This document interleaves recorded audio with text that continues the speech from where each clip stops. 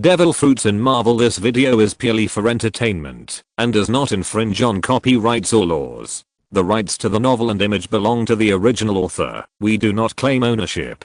Don't like waiting and want to listen to this fanfic in full now? Subscribe to our Patreon, where you'll find the best fanfics. Chapter 1. Traveling through the Marvel Universe. Central Park, New York. Roger sat on a chair by the road, staring blankly at the golden retriever chasing his tail in circles on the grass, and the young couple next to the golden retriever who were doing a difficult mouth-to-mouth drawing challenge. This is unscientific. I shouldn't be here. Roger is now thinking about a very serious question. That is, why did he come to this peaceful New York City when he should have appeared in the pirate world? He is a time traveler.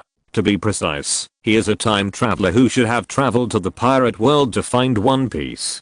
But for some reason, he did not go to the pirate world he had been thinking about, but came here. Is it because the pirate world is full of time travelers? Roger couldn't help but think of one of his colleagues. As far as he knows, a colleague who was supposed to travel to the Naruto world also traveled to the wrong world and came to the peaceful New York City like him. At first, he thought he was the same as that unlucky colleague, but soon, he found that the Marvel world he was in was a little different. On his left-hand side, there was a copy of today's newspaper. Spider-Man once again stopped the lizard monster and saved 6 innocent passers-by. A fire broke out in a high-rise building, and Spider-Woman bravely rushed into the fire to save the trapped people. Captain America encountered a bank robbery during his vacation, arrested the robber on the spot, and was highly commended by the mayor. If only one of these 3 news appeared, Roger would not be particularly surprised. After all, New York's reputation for peace and safety is inseparable from these superheroes.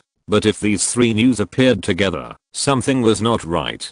Although Roger was not particularly familiar with the Marvel world, he was very sure of one thing, that is, Spider-Woman in a white spider uniform should be in another parallel universe. No, to be precise, this is not Spider-Woman, this is Spider-Gwen. It's okay to travel to the Marvel world, but it turns out to be a Marvel world that is different from what he remembers, which is a bit difficult.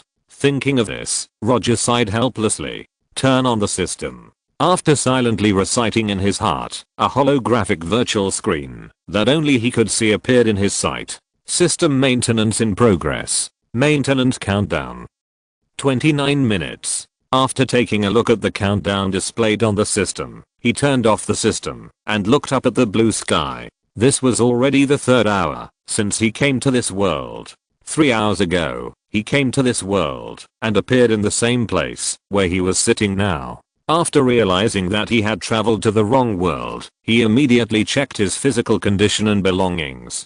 There was nothing wrong with his body. It was still his original body, just a little stronger. The reason why he was so sure was that he took a selfie with the original camera of the keypad phone with only a few million pixels to confirm his current appearance. He was still as handsome as ever. It perfectly fits the aesthetics of this era, giving people a feeling that it would be a pity not to make a movie. The first rule of time travel: handsome, only then can you feel involved. His appearance has not changed, but his body has become much stronger. He clearly remembers that before he traveled through time, he only had 4 abdominal muscles. Now, he has 8 well-defined abdominal muscles, and his chest muscles, back muscles, biceps and the like are also much stronger than before. After confirming his current physical condition and silently giving a good evaluation, he checked his belongings. A driver's license with a handsome ID photo. He has not yet visited the address on the driver's license and plans to go there after the system is turned on.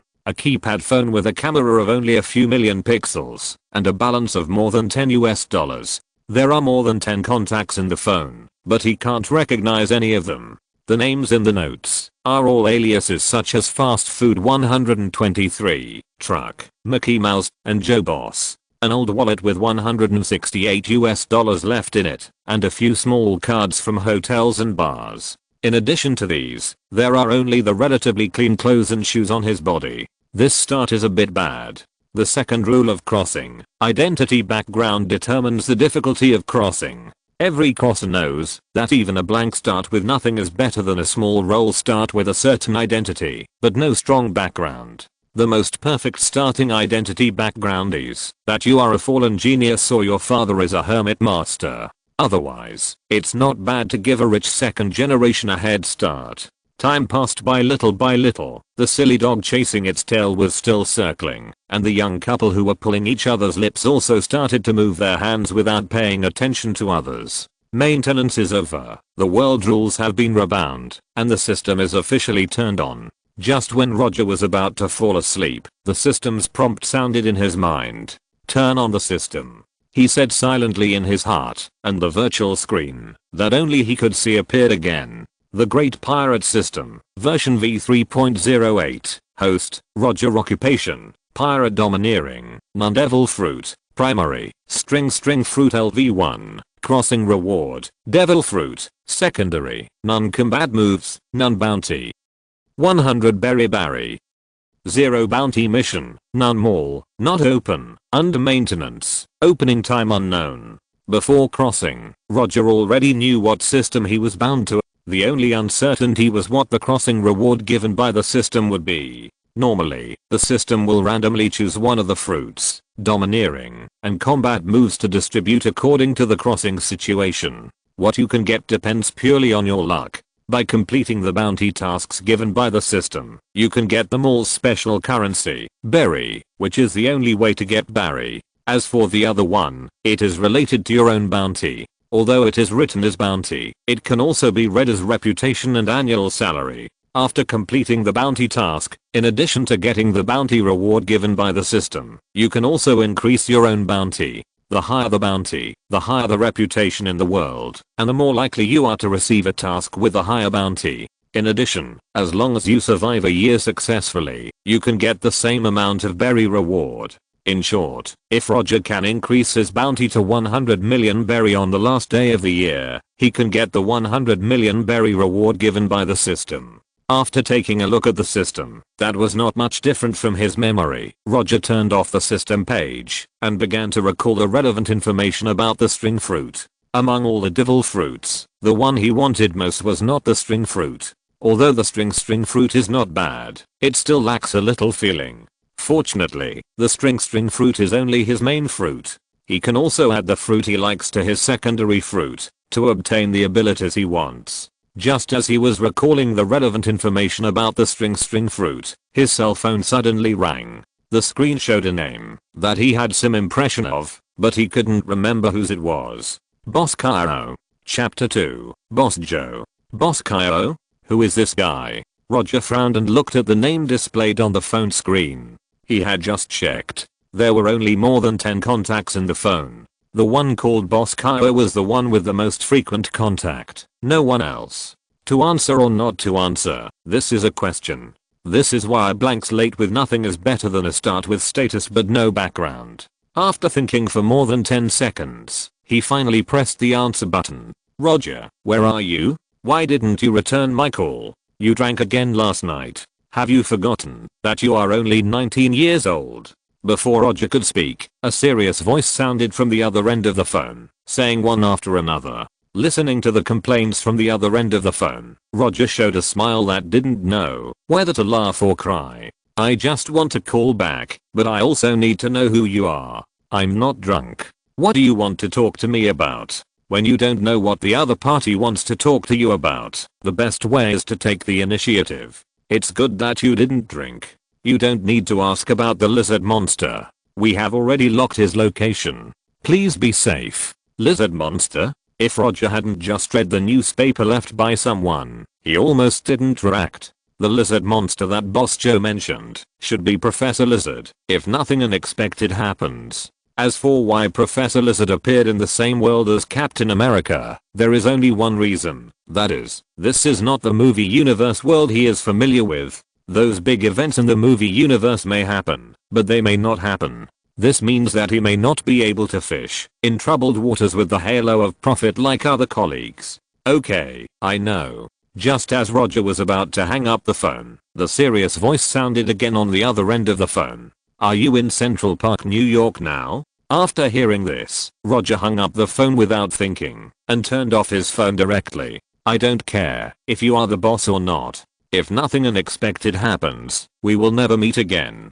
Before figuring out what identity the system has assigned to you, minimizing contact with people related to this identity is the best way to avoid unnecessary trouble. Just as Roger stood up and stretched his body, intending to use his remaining assets to solve one of the three major philosophical problems in life, what to eat for lunch, he was suddenly patted on the head. "Roger, you hung up on me again." Looking in the direction of the voice, he saw a typical American face. Neatly combed brown short hair, a straight black suit, and a dark blue tie with diagonal stripes. "Is this Boss Joe?" Roger couldn't match this middle-aged man who looked like a social elite with a very social pseudonym like Boss Joe. While looking at this man, Roger saw two items on his black belt that would not appear on ordinary people: a gun bag containing a pistol, and a police badge. He is a New York policeman. After realizing this, Roger gave up the idea of turning around and leaving.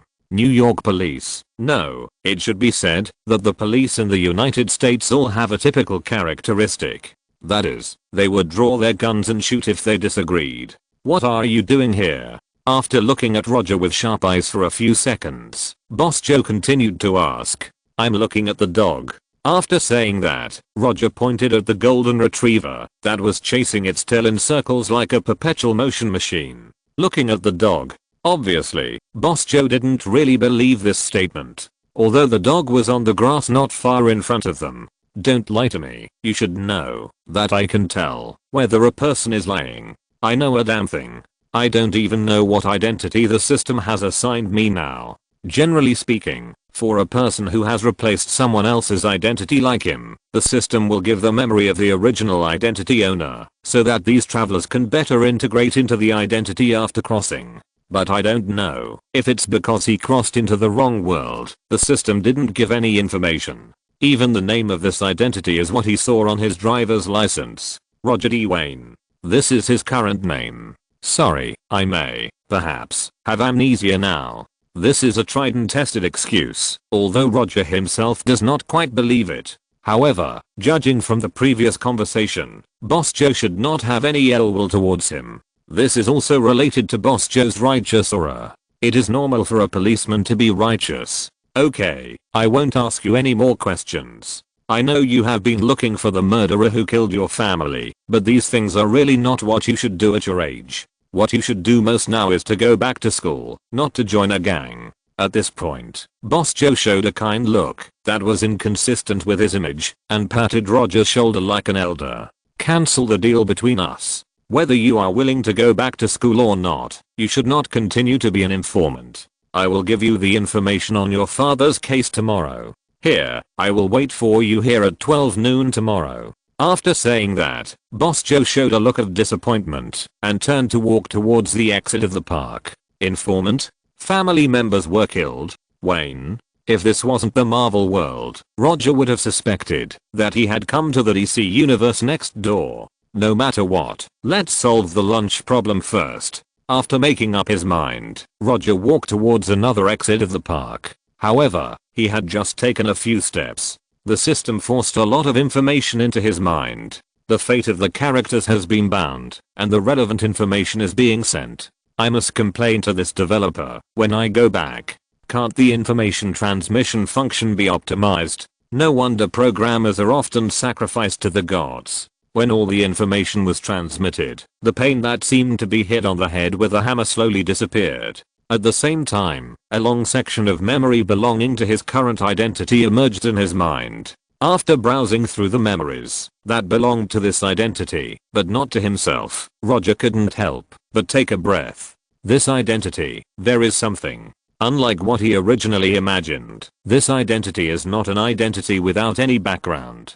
The Boss Joe who just left, whose real name is George Stacy, is the chief of one of the New York police stations. He is a former colleague and good friend of his current identity's deceased father. Boss Joe's identity is not important. What is important is that he has a daughter, a superhero daughter. Spider-Gwen is Boss Joe's daughter. More importantly, Spider-Gwen is actually his girlfriend. To be precise, she is his ex-girlfriend who has already broken up. P.S. Please collect, recommend, and say this chapter. Chapter 3 String Fruit. in a Chinese restaurant called Lucky Panda near New York's Central Park. While eating Chinese food that was not authentic at all, Roger recalled his identity information in his mind. More than 10 years ago, when he was still in elementary school, his parents died, and he was shot to death one night. At that time, Boss Joe was not the chief of the police station, but the partner of his father. Since then, Boss Joe adopted him and became his guardian, and this adoption lasted until high school. A year ago, at his birthday party, he, who was in his rebellious adolescence, had a quarrel with Boss Joe, and then left Boss Joe's home and became a street gangster. He was called a gangster, but in fact he was doing odd jobs in various places to support himself and look for the murderer who was unknown, whether he was dead or not. Even the police couldn't find the murderer, so it was impossible for him to find it.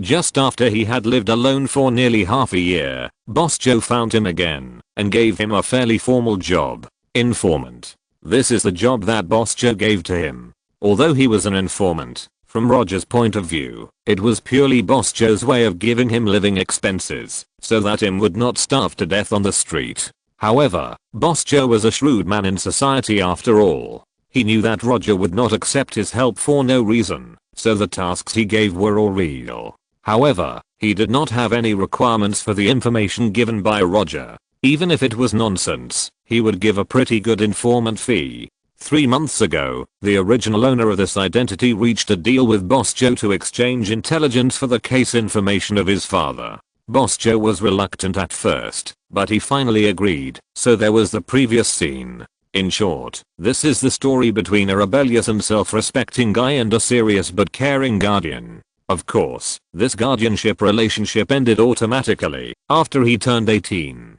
After figuring out the relationship between the original owner of this identity and Boss Joe, he began to recall information about his ex-girlfriend Gwen living in someone else's house. He also took the cabbage that they had carefully raised. Although this little pig looks very handsome, this behavior is still a little immoral. After recollecting the information in his mind several times, Roger did not find any scenes that were not suitable for children.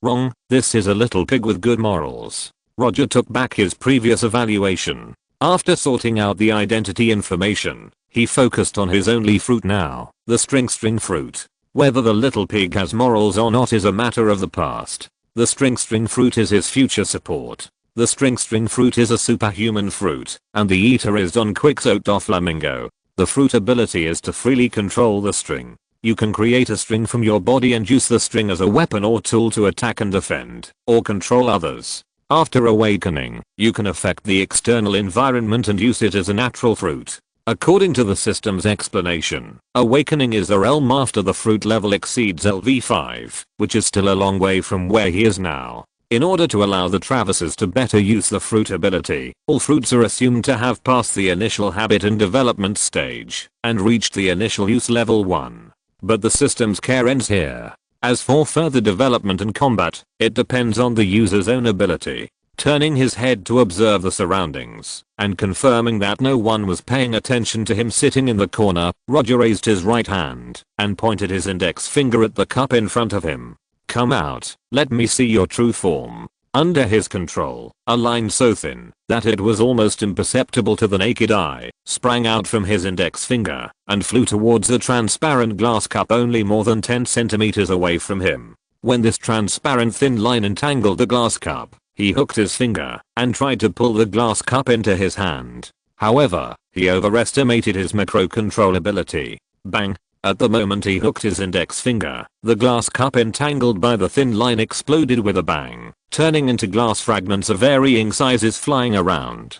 Damn. Before the other guests in the restaurant turned their heads to look at him, he instantly retracted the thin line flowing out of his index finger, put down the meal money, stood up and left the restaurant. It seems that I have to find a place where no one is around to practice properly. After recalling for a few seconds, he walked towards the 5th Avenue subway station. Manhattan is the richest and most densely populated area in New York. It is not easy to find a suitable place to practice here. So Roger planned to go to the Bronx, which borders Manhattan, is located in the northernmost part of New York City, and has the most parkland. Of course, this is not the most important reason why he chose the Bronx. What really impressed him about the Bronx is that it is one of the areas with the highest crime rates in the country and is a famous slum in New York City. The residents living in the Bronx are mainly of African and Latin American descent. In that place, even if something bizarre happens, it will not attract too much attention.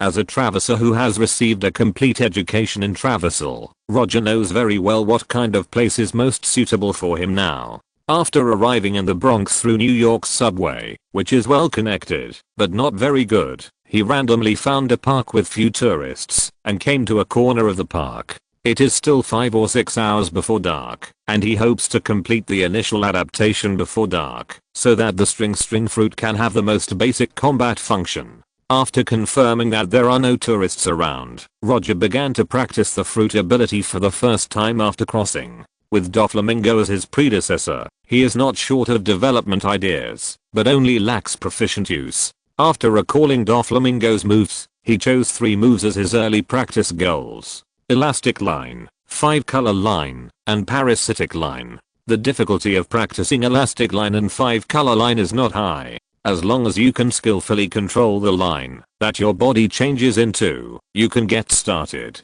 As for when you can reach the power of Doflamingo, it depends on how well he can master the string fruit. Even if it is the same move, the power will be completely different when it is performed by different people. The degree of development of the fruit, your own strength, combat experience and skills, etc., will affect the final power of the move. Roger calmed down and began to recall the description of Elastic Line. Elastic Line is a long-range attack technique that uses thin lines created by fingertips to shoot out at high speed like bullets. When using it, you can raise your index finger and put away the other fingers. If you don't like the index finger, you can use the middle finger. If it is the elastic line used by Doflamingo, it can penetrate the enemy's bones with one shot and even produce a terrifying impact force that can explode a building. Chapter 4 I hate 2 types of people. With the initial proficiency granted by the system, Roger's development of the string fruit went very smoothly. It took him only half an hour to master the use of the elastic string and the 5-color string. Of course, this was limited to the initial use, and there was still a long way to go before he could master it completely. It was not difficult for him to control these thin strings that were invisible to the naked eye, but it was not a simple matter to adjust these strings to different sharpness at any time according to his own wishes. After cutting off several trees like a cutting worker, he gradually mastered the trick of controlling the sharpness of the thin strings. Fortunately, this was a remote park with few tourists, so his alternative tree cutting activity did not attract the attention of others, especially the attention of the park managers. Under this cautious training, the sky gradually darkened. However, Roger at this time still had no intention of leaving the park. Although the park managers would patrol after nightfall to drive away the homeless who tried to spend the night in the park, it was just past 8 o'clock, and it was far from the time for the managers to drive away the homeless. Roger was so sure because the original owner of his identity had been a homeless person for a while. At that time, the original owner of this identity, who had just fallen out with Boss Cairo, had neither a job nor extra savings, and could only sleep on the streets, or in parks like those homeless people. This homeless life lasted until the original owner of the identity found a fairly formal job, which was truly declared over. He had a handsome face that could be called a movie star, but ended up sleeping on the streets. It was really a waste of talent. If it was Roger who faced this situation at the time, even if he couldn't have the best food every day, he would definitely not have fallen to the point of sleeping on the streets. Taking advantage of the cover of night, Roger became more and more bold in practicing the elastic line and 5-color line, and began to test the limits of what he could currently achieve. Swish, swish, swish. After destroying almost all the surrounding trees, he finally got some more reliable data. With his current control, he can control these thin lines at will within a distance of 50 meters. If you don't pursue fine control, the maximum control distance can reach 100 meters. But if you want to control the sharpness of the thin wire while controlling the movement of the thin wire, then the distance is only about 20 meters. When testing the control distance, Roger did not forget to test the sharpness of the thin wire. However, because there are relatively few targets that can be used as tests, he only came to some general conclusions. Under normal circumstances, that is, without any changes to the sharpness of the thin wire, these thin wires are sharper than piano wires and can easily cut through arm-thick wood. He hasn't tried the human body yet, but it shouldn't be a problem. If the sharpness is further improved, these thin wires can even cut through metal. The metal seat next to the road is a good example. In addition to testing the control distance and sharpness, he also discovered something he hadn't noticed before. Although he can create these thin wires that do not belong to this world out of thin air with the thread fruit, these created wires will not exist forever. If they are not deliberately controlled, these wires will gradually disappear after 10 minutes and completely turn into nothingness. Although he didn't know what the principle was, he didn't take it to heart. Under normal circumstances, the duration of 10 minutes is enough to deal with most situations. Unless he wants to perform a move like birdcage that requires a long time, otherwise, it will only make it easier for him to clean up the battlefield and prevent his ability from being studied by some ill-intentioned institutions. In general, this is a good thing. After finishing the first development training of the line fruit, he picked up the coat that was casually placed on the grass and walked towards the exit of the park. The park, which originally had few tourists, was even more silent as the wilderness after the night fell. If there were not some dim street lights on both sides of the road, this place would be no different from a real suburb. Just as Roger was about to reach the exit of the park, 5 or 6 fat young black men stopped him. Mixed sportswear, thick metal necklaces, and swaying steps that didn't recognize relatives. Just a simple glance, Roger could be sure that these guys were one of the specialties of the Bronx, black hooligans who were not up to standard. "Hey, kid, you look strange. Which neighborhood are you from?" The black thug wearing a red baseball cap stopped him and spoke to him in a rhythmic tone like rap. "Dressrosa Island." Looking at the black thug in front of him, Roger replied with a smile. "Dressrosa Island? What kind of island is this?" Obviously, the black thug did not understand what Roger really meant. But this is also normal. If he really knew where Dressrosa Island is, it would be abnormal. It's in a place you can never go. "Okay, you can get out of the way. I don't want to ruin the good mood before dinner." Roger put away the smile on his face. "Get out of the way? Sure. Hand over the things on you, and I'll let you leave here, and let you eat your delicacy that requires 2 branches to taste." After saying that, the seriously obese black thug turned his head proudly and looked at his companions around him, as if showing off his sudden humor. "Ha ha ha ha, you need branches to taste this delicacy.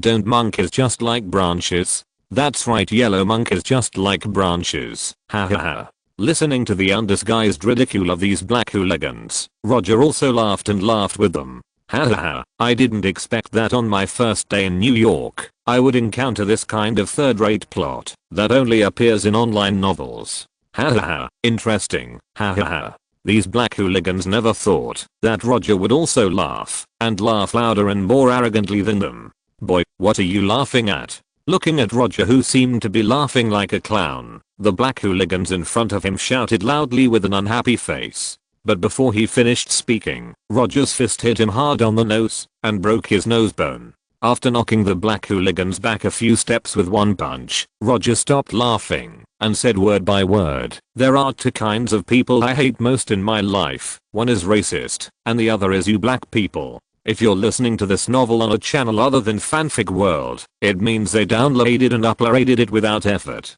We cordially invite you to visit our channel, Mundo Fanfic Novelos. There you'll find the original version of this story, and you can explore many other novels of various genres. We're waiting for you to immerse yourself in a world of incredible novels. Chapter 5: A World of Chaos. The third rule of crossing: using reason to convince people is the best way. After knocking back the black gang leader with one punch, Roger twisted his neck and said expressionlessly, "Don't waste time, come on together." The opponents were just a group of low-level gangsters, and Roger didn't intend to waste too much time on them. "Boy, don't be so arrogant." The gangster with a broken nose showed an incredible look and shouted at him, as if this would effectively improve their strength. Bang! Roger didn't reply, but directly stepped forward, raised his right foot, and kicked the gangster's chest hard, kicking him out. I just said, don't waste time, come on together. A few minutes later, Roger looked at the gangsters lying on the ground wailing in pain, and walked step by step to the leading gangster and squatted down. After wiping the blood off his hands with the white sportswear on the guy, he said to the gangster whose right hand was completely broken, I'll give you another chance now. You'd better think about it before answering. What are the 2 utensils for Chinese food called? Bullying the weak is not something worthy of praise, but to deal with these gangsters who only bully the good and fear the evil, you can only use this rough way to tell them what they can and cannot do. Chopsticks. Chopsticks. That utensils are called chopsticks. The black gangster never thought that Roger, who looked like a pretty boy, would be so brutal in a fight. In the fight just now, not only did he break his right hand, but his companions were not much better. If you had this attitude from the beginning, everyone would save a lot of trouble, and you wouldn't have to suffer so much. Okay, I'm going to have dinner now, so. Roger stood up and said with a smile, although these gangsters are not very strong, they are still very experienced in dealing with people. After seeing Roger's universal gesture, they took out all their property without any hesitation. After receiving the mental compensation handed over by them with fear, Roger walked towards the exit of the park with satisfaction. It was not until his figure completely disappeared from sight that these gangsters supported each other and quickly left the park, as if they had seen a ghost. New York, Queens. Roger came to a cheap apartment and walked towards room 503 in his memory. This was the home of the original owner of the identity. The rent was not expensive, only a few $100s a month. Because of the low rent, the people living here are basically low-income people and some illegal guys. After taking out the key of the room from the gap above the door frame, Roger opened the door and walked in. This is a typical 1-bedroom apartment, with 1 bedroom, 1 living room, 1 kitchen and bathroom. In the living room, there are second-hand sofas and dining tables that the landlord didn't know where to buy from. The old-fashioned refrigerator against the wall is empty, with neither beer nor carbonated drinks, nor any food. After looking at this small living room of only more than 10 square meters, he came to the bedroom. Like the living room, the bedroom was also filled with second-hand furniture such as desks and wardrobes bought by the landlord. There were only a few pieces of clothing hanging in the wardrobe, and a second-hand laptop computer that was already a few years old was placed on the desk. Next to the computer, there were some cut news reports and printed materials placed in a mess. In addition, the most eye-catching thing was the photo frame on the desk. Inside the photo frame was a photo of the original owner and Gwen Stacy. After scanning the bedroom, Roger sat down in front of the desk and took out his belongings one by one. An old-fashioned keypad phone, a driver's license, an old wallet with more than $500 and a room key. Together with the laptop on the desk, these were all his current assets. Although not rich, it was not particularly bad. Strictly speaking, his current environment was already luckier than many of his fellow travelers. He had a stable residence and a sum of money to sustain his survival for a week. Most importantly, his biggest reliance, the Great Pirate System, had also been successfully activated. As long as he doesn't die halfway, with the help of the system, he will sooner or later reach the pinnacle of life and live a decadent and extravagant life. The only uncertainty now is when the system will issue the first bounty mission. Only by completing the bounty mission can he get more Barry, enhance his strength faster, and achieve his dream faster. After calming down the various thoughts in his mind, he turned on the computer and began to search for useful information. Just a simple Google search, he found the information he wanted. SHIELD. When he saw the news about Captain America arresting bank robbers, he already had some premonitions. Sure enough, when he began to search for relevant information about SHIELD on the internet, he easily found the official website of SHIELD and found the introduction of Captain America's heroic deeds on the official website of SHIELD. After roughly browsing the official website of SHIELD, he began to search for information about Iron Man and Tony Stark.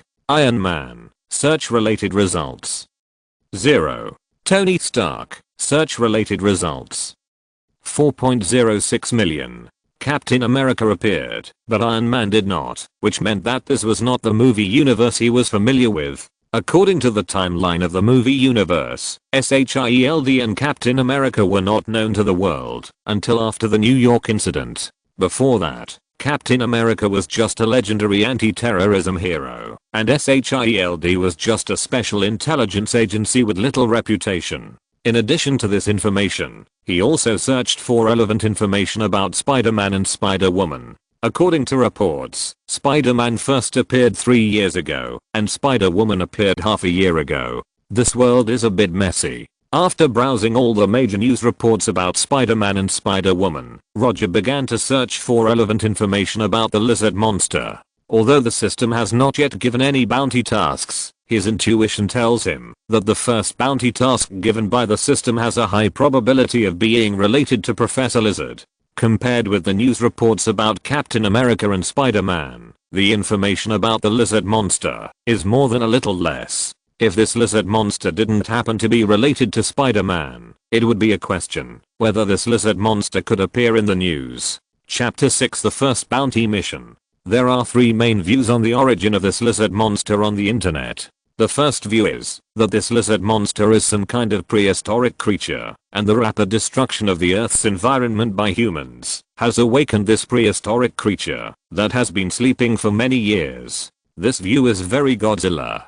The second view is that this lizard monster is the product of illegal human experiments and comes from a biotechnology company. There are even some people who think that this lizard monster is the latest biological weapon developed by the military. The third view is that this lizard monster is an alien creature from another planet and is a messenger sent by other planets to destroy the Earth. There are many supporters of these 3 views, but the most supported view is the second view, that is, this lizard monster comes from a biological laboratory. Although there is no evidence to prove this, many news media have begun to use the name Lizard Man, which has an extremely obvious meaning. After browsing the report of Spider-Man's fight with the Lizard Man, Roger turned off the computer. As a time traveler, he certainly knew what this Lizard Man was all about. To some extent, he even knows the truth of the matter better than the current Spider-Man. Lizard Man, also known as Professor Lizard, whose real name is Kurt Connors, is a top expert in the field of cross-species genetics, mainly studying the regeneration technology of human limbs. If he remembers correctly, Dr. Lizard is also a member of the Osborn group. Whether Dr. Lizard is really the same as he remembers remains to be verified. After all, this world is a little different from the Marvel world he is familiar with. Nothing happened overnight. At noon the next day, he came to Central Park in New York again, waiting for the arrival of Boss Joe. Although he was not very interested in finding the murderer of his father, in order to better integrate into his current identity, mainly to prevent Boss Joe and others from discovering that he was no longer the previous Roger, he still came as agreed. Of course, if there is a chance, he doesn't mind helping the original owner of the identity to avenge himself, which is also a small reward for occupying someone else's identity and destiny. While waiting for Boss Joe to come, he saw the silly golden retriever that chased his tail in circles yesterday. Similarly, next to this silly dog, there is still a pair of young lovers kissing each other. Hey, they changed. The girl is still the same girl as yesterday, but the boy is no longer the same person as yesterday, but a different person. As expected of a young man, he knows how to have fun.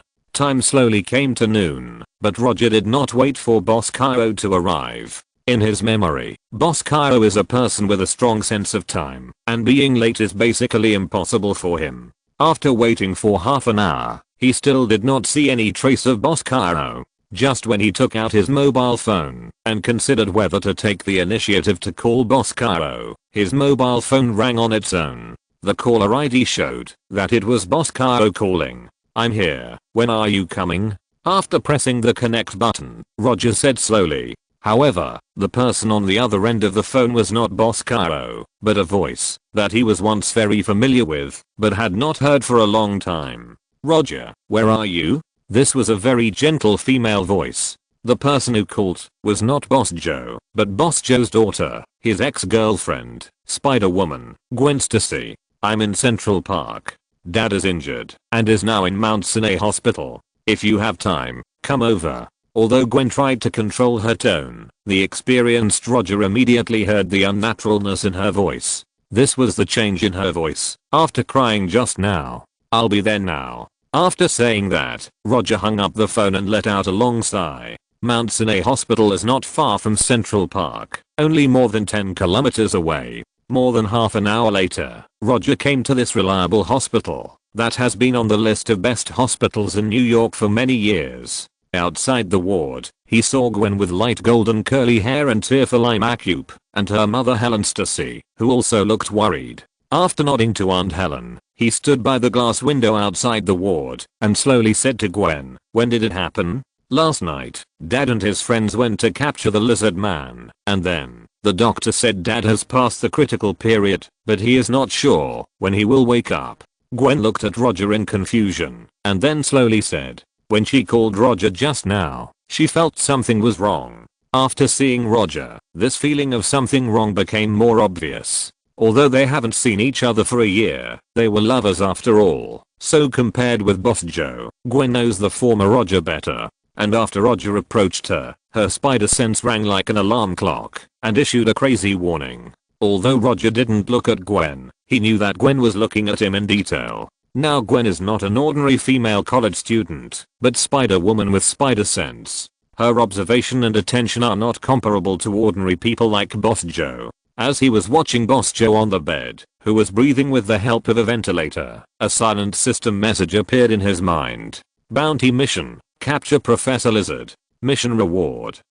5 million berries. As he guessed, his first bounty mission was indeed related to the lizard man. He had a premonition of this when he saw the report of Spider-Man stopping the lizard man yesterday. All bounty missions issued by the system are accepted by default, and there is no option to accept or not. Although there will be no punishment if you don't do it. If you don't do it, the bounty missions issued by the system will become fewer and fewer, or even no longer issued. I still have some things to deal with. If there is anything, you can call me at any time. After saying that, Roger left the hospital in the dissatisfied eyes of Gwen and Helen. After leaving the hospital, he finally breathed a sigh of relief. Although Gwen didn't do anything just now, he knew that Gwen had discovered that something was wrong with him. If he continued to stay, she might see something. This identity still has a certain value at present, and he doesn't intend to give up. If his guess was correct, this identity would bring him some unexpected gains in the future. After calming down his thoughts, he began to think about how to complete his first bounty mission. Chapter 7 Mission Execution. 5 million berry mission reward means that the mission will not be very difficult. At least from the amount of the reward, it is like this. But whether it is really that easy, we need to meet Dr. Connors, the lizard man, to know. Even if there is not 10,000 berries in the hands of the novice monster, there are at least 8,000 berries. On the surface, travel is a very happy thing and the best way to reach the peak of life. But in fact, it is very likely to be a high-speed train that goes directly to hell rather than heaven. After yesterday's training, Roger has roughly mastered the 2 combat moves of Elastic Line and 5 Color Line. The system also recognized these 2 moves and added them to his combat moves. Line Fruit Elastic Line. Shoot a thin line at high speed from the tip of the index finger like a gun, both near and far, and the power is comparable to a large caliber pistol. Line Fruit 5 Color Line. Create a sharp thin line on each of the 5 fingers. Cut the target with the posture of a beast claw. Close combat moves. The system only has a simple sentence to explain these 2 moves. If he continues to develop or improve the power of these 2 moves in the future, the system will give more detailed explanation of these 2 moves. In terms of the number of moves, he has not mastered enough at present. However, this does not mean that the combat ability of the string fruit is limited to these. To some extent, the string fruit is actually quite similar to Spider-Man's Spider Silk. Although they are only simple abilities, they can still play a good effect in battle if they are used well. The basic use of the string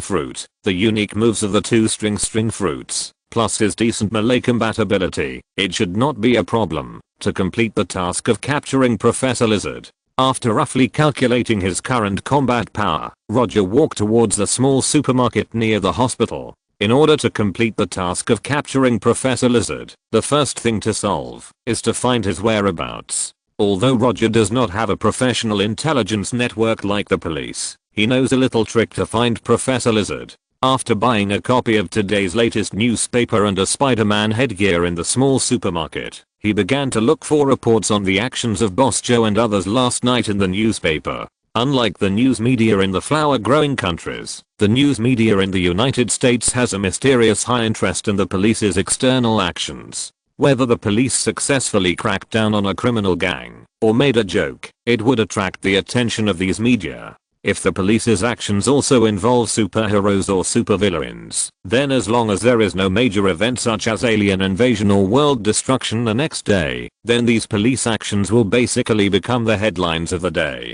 This is also a unique landscape of the United States. Sure enough, in the headlines of today's newspapers, Roger easily found the report of the actions of Boss Joe and others last night. 5 dead and 13 injured. The Lizard Man capture operation failed again. After reading this news report that was so detailed that it seemed that the reporter was at the scene of the action, Roger threw the newspaper into the trash can and began to go to the scene of the action of Boss Joe and others last night. Osborn Group, top floor office. Has Dr. Connors' whereabouts not been found yet? Norman Osborn, chairman and founder of the Osborn Group, said without raising his head while sitting behind a large desk. On his left-hand side, there was the latest New York Times, and the headline was also about the police's arrest last night. The only difference was that the headline of the news was different from what Roger saw. Sorry, sir, we haven't locked down Dr. Connors' whereabouts yet. Standing in front of Norman Osborn was a black man who wore his suit like a tights.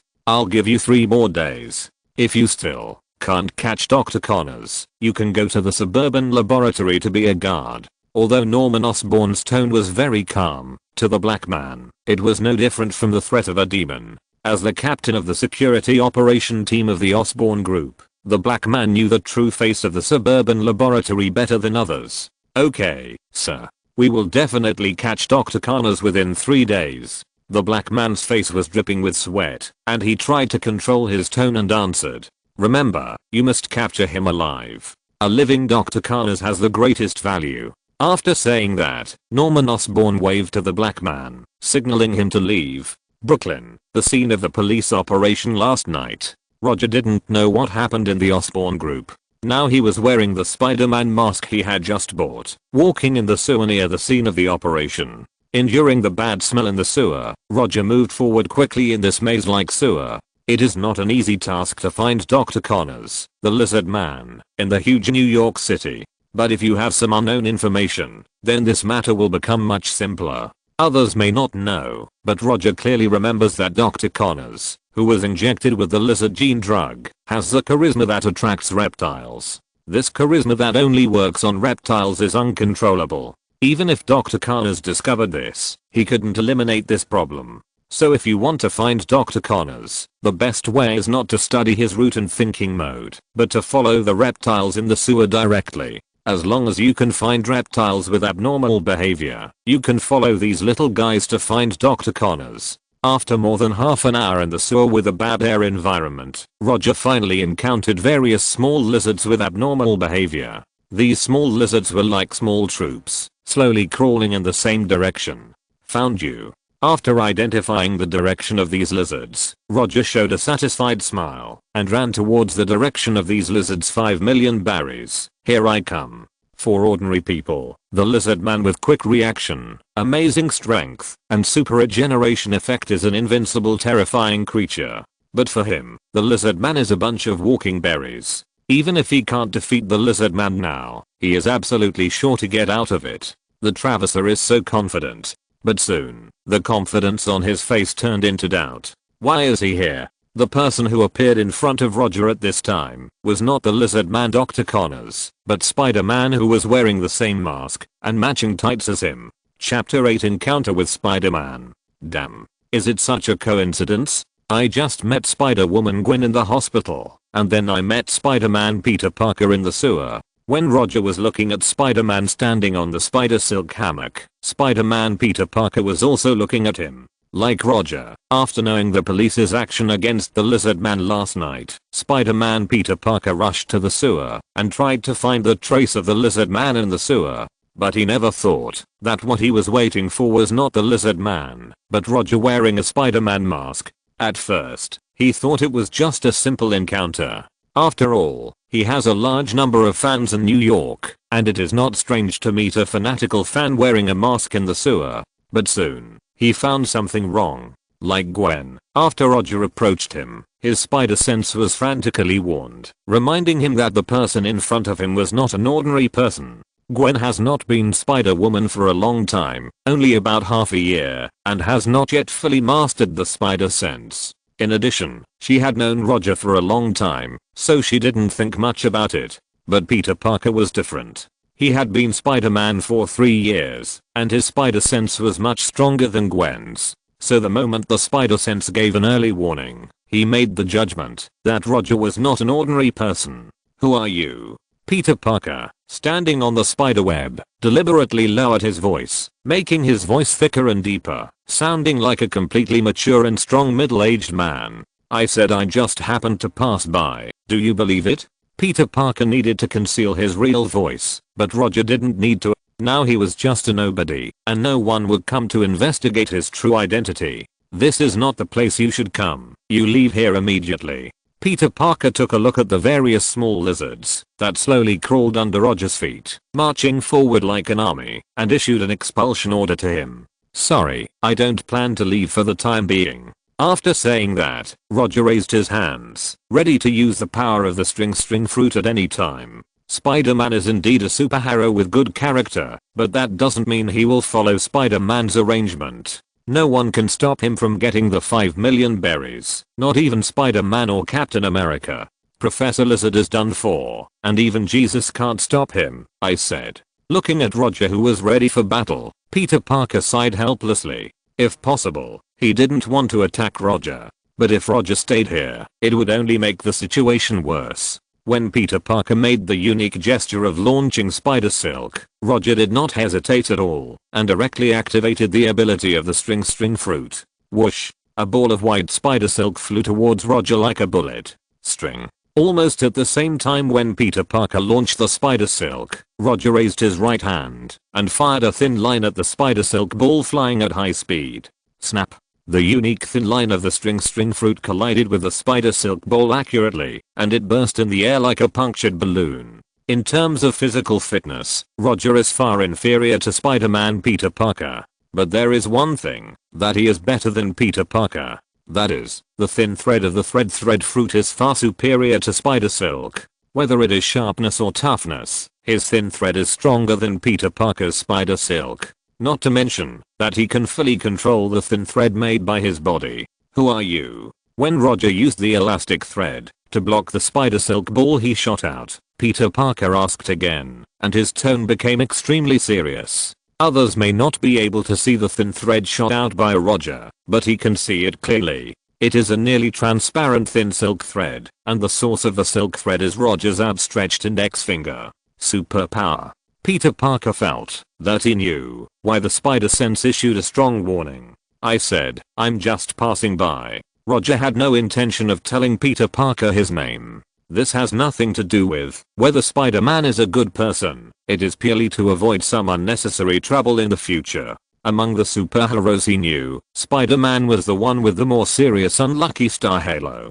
If you stay with him for a long time, you never know what will happen. "Are you an accomplice of the Lizard Man?" After a few seconds of silence, Peter Parker made a guess that surprised Roger. An accomplice of the Lizard Man? Although he didn't know why Peter Parker made this guess, Roger felt that he had to correct his mistake. "No, I'm not." As soon as Roger opened his mouth, Peter Parker suddenly turned around and looked behind him. Then, a huge humanoid lizard more than 2 meters tall pounced on Spider-Man on the spider web like a predatory beast. This is Professor Lizard. Although Professor Lizard's attack was sudden enough, it was still a bit naive to want to hit Spider-Man with spider sense. Peter Parker exerted a little force on his legs, and the whole person dodged to the side with great flexibility, easily avoiding Professor Lizard's attack. Spider-Man, who avoided Professor Lizard's attack, stuck to the wall of the sewer and stared at Professor Lizard standing on the spider web.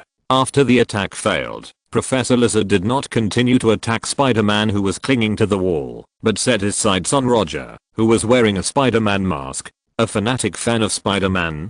After seeing Roger wearing a Spider-Man mask, Professor Lizard stretched out his long and red tongue and touched his mouth, revealing a cruel smile. He thought that Spider-Man was the only one here, but he didn't expect that there was a fanatic fan of Spider-Man. Just by looking at Roger, Professor Lizard made a judgment. Compared with Spider-Man, this fanatic fan of his is obviously much easier to deal with. If he can catch him, he can also threaten Spider-Man through him. When Professor Lizard looked at Roger, Spider-Man already had a bad premonition. Just when he was about to launch Spider Silk to stop Professor Lizard jumped suddenly and pounced directly on Roger, who looked very easy to bully. He actually came here on his own initiative? Do you think I'm easier to bully? Looking at the attacking Professor Lizard, Roger not only did not show any panic, but also made his right hand like a claw. Just when the sharp right claw of Professor Lizard was only a few dozen centimeters away from him, Roger raised his right hand and swung it vigorously. 5-color line. PS. It has been signed. Please recommend, collect, and vote for it. Chapter 9: The Sudden Appearance of Drones. 5 nearly transparent thin lines flowed out from the 5 fingers of Roger's right hand, attacking Professor Lizard like 5 sharp blades. Judging from the name of the move, the 5-color lines move will create 5 thin lines of different colors. But I don't know if Roger's control is not high enough. When he performed the 5-color lines move, the thin lines he created were still colorless and nearly transparent. When Roger just raised his right hand, Professor Lizard didn't take his counterattack seriously. In his eyes, Roger was just an ordinary passerby. However, when the 5-color lines attacked him, the biological instinct given to him by the lizard gene potion made him keenly aware of the danger. But unfortunately, everything was too late. Professor Lizard did have a reaction and agility far beyond that of normal people, but he still had to abide by the laws of physics. He couldn't change his trajectory again when he pounced on Roger in the air. Swish! Professor Lizard's sharp right claw finally didn't touch Roger's body. The extremely sharp 5-color line crossed his body without any suspense, leaving several extremely obvious scars on his body. If it was just a cut on the body, it would not be a particularly serious problem for Professor Lizard, who has a super regenerative ability. Not to mention just a cut. Even if he was injured by a bullet, he could recover quickly. But the power of the 5-color line is obviously more than that. In addition to the scar on his chest, Roger's 5-color line also crossed his right arm, cutting off his right arm, which was thicker than Roger's thigh, and breaking it into several pieces, and falling to the ground. Not only did Dr. Lizard not expect this, even Spider-Man with spider sense did not expect this. This guy's not simple. When Roger used the elastic line to shoot down the spider silk ball he fired, Spider-Man Peter Parker thought he could only fire thin lines from his body. Unexpectedly, those transparent silk threads, which were not much thicker than a hair, were surprisingly sharp. After being hit by the 5-color line, Professor Lizard injured the pain from his body, and with the help of the attack force of the 5-color line, he twisted his body and fell to Roger's left hand. Before his broken right hand grew back, Professor Lizard turned around suddenly, and the thick and big lizard tail behind him swung at Roger fiercely. At the moment when Professor Lizard swung its tail to attack him, Roger's left palm was facing backwards, and a rope-like colorless line of sight was shot out, which was wrapped around the metal stairs more than 20 meters behind him. These metal stairs were specially set up to facilitate people to repair sewers.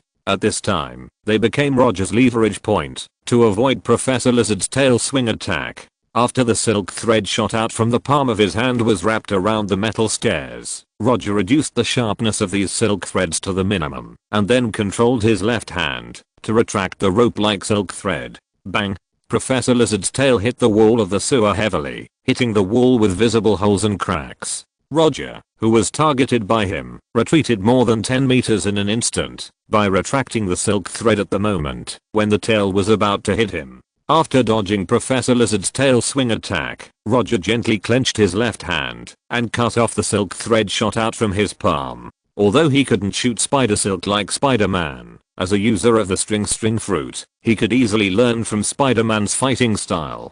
Since Spider-Man can fight, bind enemies, dodge attacks, and move quickly through spider silk, he, as a user of the string fruit, can do the same. The only difference is that one of them uses special spider silk and the other uses the power of the string fruit. After 2 consecutive attacks failed to hit Roger and caused him to cut off his right arm, Professor Lizard withdrew his contempt for Roger and put him on the same level as Spider-Man. Trouble. Professor Lizard looked at Spider-Man and Roger helplessly. Spider-Man and Roger, one in front and one behind, just blocked him in the middle of the sewer. No matter which side he chooses to break out from, he will be intercepted. This not so long sewer has become a cage for Professor Lizard. Just as Professor Lizard was thinking about how to break out and quickly regenerating his broken right arm, a series of regular sounds suddenly came from the distance. Buzz buzz buzz buzz. These buzzing sounds like flying bees became clearer and clearer. Looking at the source of the sound, a small drone appeared in their sight. What is this? From the appearance, these drones with 4 propellers are no different from ordinary aerial photography drones. But under the body of these drones, what is mounted is not some photographic equipment, but several small missiles. Civilians and Spider-Man are found near the target. Do you want to attack? In a black truck not far from the street above the sewer, a drone operator in a black uniform said to the black man in the car, "Attack." The black man, who wore his suit like a tights, did not hesitate and directly issued an attack order. At the moment, when the drone operator pressed the launch button, the drones behind Roger and Spider-Man launched the small missiles one by one. Swoosh, swoosh, swoosh. The small missiles with orange-red tail flames flew directly over Roger and Spider-Man, and flew towards Professor Lizard in the middle of the sewer. Boom. Boom. Boom. These small missiles were small in size, but their power was not small at all. Professor Lizard, whose right arm had just recovered, was instantly engulfed by the flames of the explosion. String. Although the target of these drone attacks was not him, Roger did not hesitate at all, and raised his right hand to fire a few strings. Bang, bang, bang. The thin lines shot out from Roger's right index finger accurately hit the 3 drones behind him, shooting them down one by one. At the same time, Spider-Man, who was on the other side of the sewer, also attacked the drones behind him. Although the drone operator sitting in the truck saw this scene through the screen, he had no time to control the drone to dodge, and the screen in front of him completely dimmed. The 6 drones that entered the sewer were completely destroyed by Roger and Spider-Man, leaving not a single one behind. After destroying the drones that appeared out of nowhere, Roger and Spider-Man walked towards Professor Lizard, who was attacked by small missiles. Although the flames and shock waves of the explosion had completely dissipated, the dust raised by the explosion still floated in this poorly ventilated sewer. What was more troublesome was that the explosion caused serious damage to the walls of the sewer, and large and small pieces of debris kept falling. Chapter 10 Locator. The falling rubble blocked the way for Roger and Spider-Man. The place where Professor Lizard was standing originally turned into a small pile of rubble. Above the pile of rubble, there was an irregular hole, a gap leading directly to the street above. The moment he saw this gap, Roger had a premonition of something.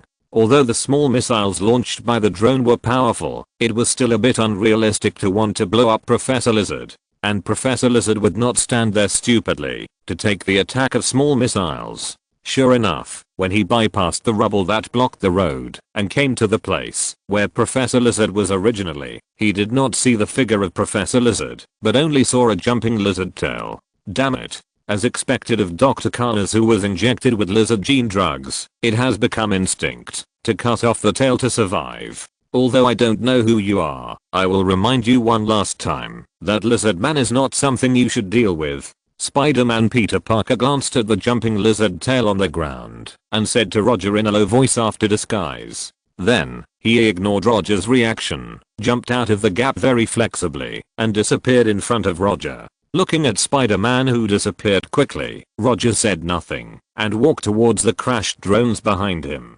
Professor Lizard had already escaped. With his current physical fitness, it was basically impossible to catch up with Professor Lizard, who didn't know where he ran to. However, this did not mean that he would give up on capturing Professor Lizard. In any case, Professor Lizard was his first bounty mission, a bounty mission worth 5 million berries. After selecting a relatively well-preserved one from the crashed drones, he left the sewer along the manhole. In a shabby alley in Queens, Roger knocked on the iron door in front of him that looked a bit old. After leaving the sewer, he came here directly with the wreckage of the drone. This was his first time here, but the original owner of his identity had come here many times. Snakes have their own ways, and rats have their own ways. The original owner of the identity planned to rely on his own strength to investigate the murderer who killed his parents, and it was inevitable that he would have to deal with some people of all walks of life. And here, there was a professional he knew. Who is it? A voice came from the room. It's me, Jack. Jack was the pseudonym that the original owner of the identity casually used when dealing with these people of all walks of life. A few seconds later, he heard the sound of anti-theft chains being opened one by one. The door opened, and an adult white male with messy hair, a height of no more than 170 centimeters, but a weight of more than 100 kilograms appeared in front of him. This guy is called Taiji. Although he looks like a typical fat otaku, he is a well-known mechanic in the neighborhood. Whether it is writing hacker programs or modifying some technological products, this guy is very good at it. The most important thing is that his fee is not expensive. Why are you here? Taiji opened the door and glanced around. After confirming that Roger was the only one, he slowly said, "Of course I have a job for you." After saying that, Roger showed the wreckage of the drone in his hand. "Do you want to fix this thing?" "No, I want to find its original owner. The signal receiver and chip are still intact. Reverse positioning is not a problem. $500. Taiji sat in front of his messy workbench, checked the drone wreckage brought by Roger, and quoted a not expensive price. $300. If you don't do it, I'll find someone else. Roger's current total assets are only more than $500, and he doesn't intend to spend all his savings on this matter. $400. Taiji gave a second offer. $250. Roger also gave his second offer. 300 is 300. Just this time, Taiji glanced at Roger, took the toolbox next to the workbench, and began to disassemble the drone wreckage. Although he said he wanted to find the original owner of this drone, Roger was basically sure that this drone was a product of the Osborn Group.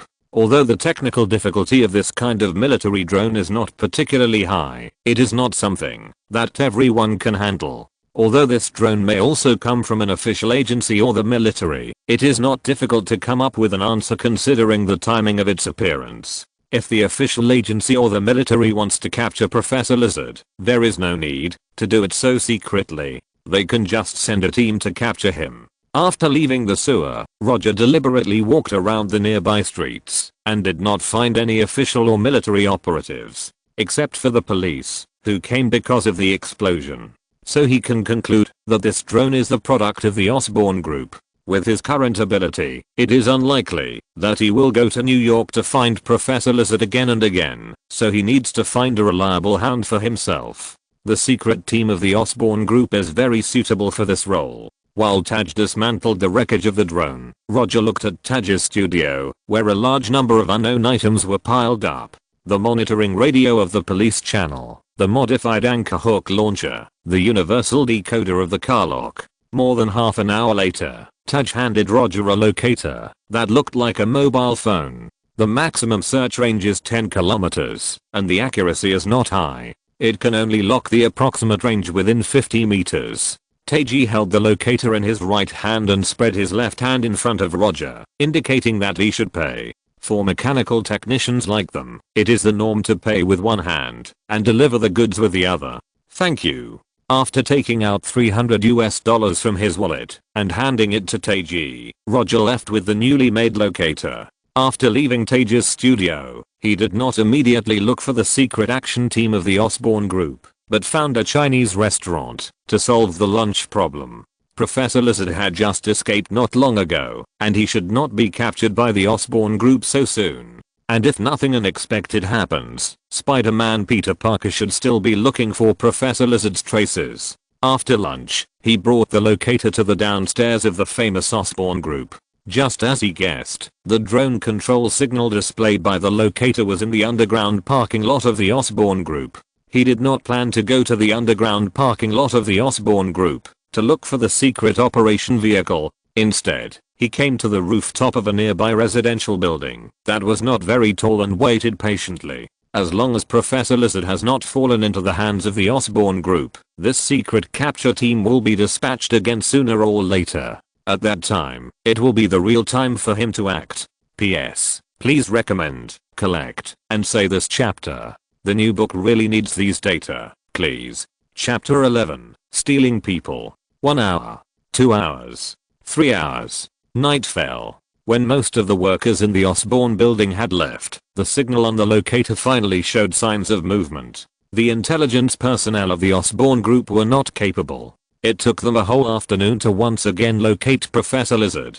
After secretly criticizing the capabilities of the intelligence personnel of the Osborn group, Roger, who had been waiting on the roof of the residential building for 7 or 8 hours, stood up and stretched his hands and feet. Then, he took out the Spider-Man mask from his jacket pocket. The mask stinks a bit. After shaking the mask in his hand for dozens of seconds, Roger put it on with a look of disgust. Although the locator, provided by Teiji, could not achieve accurate positioning, it did not affect his finding the action team of the Osborn group.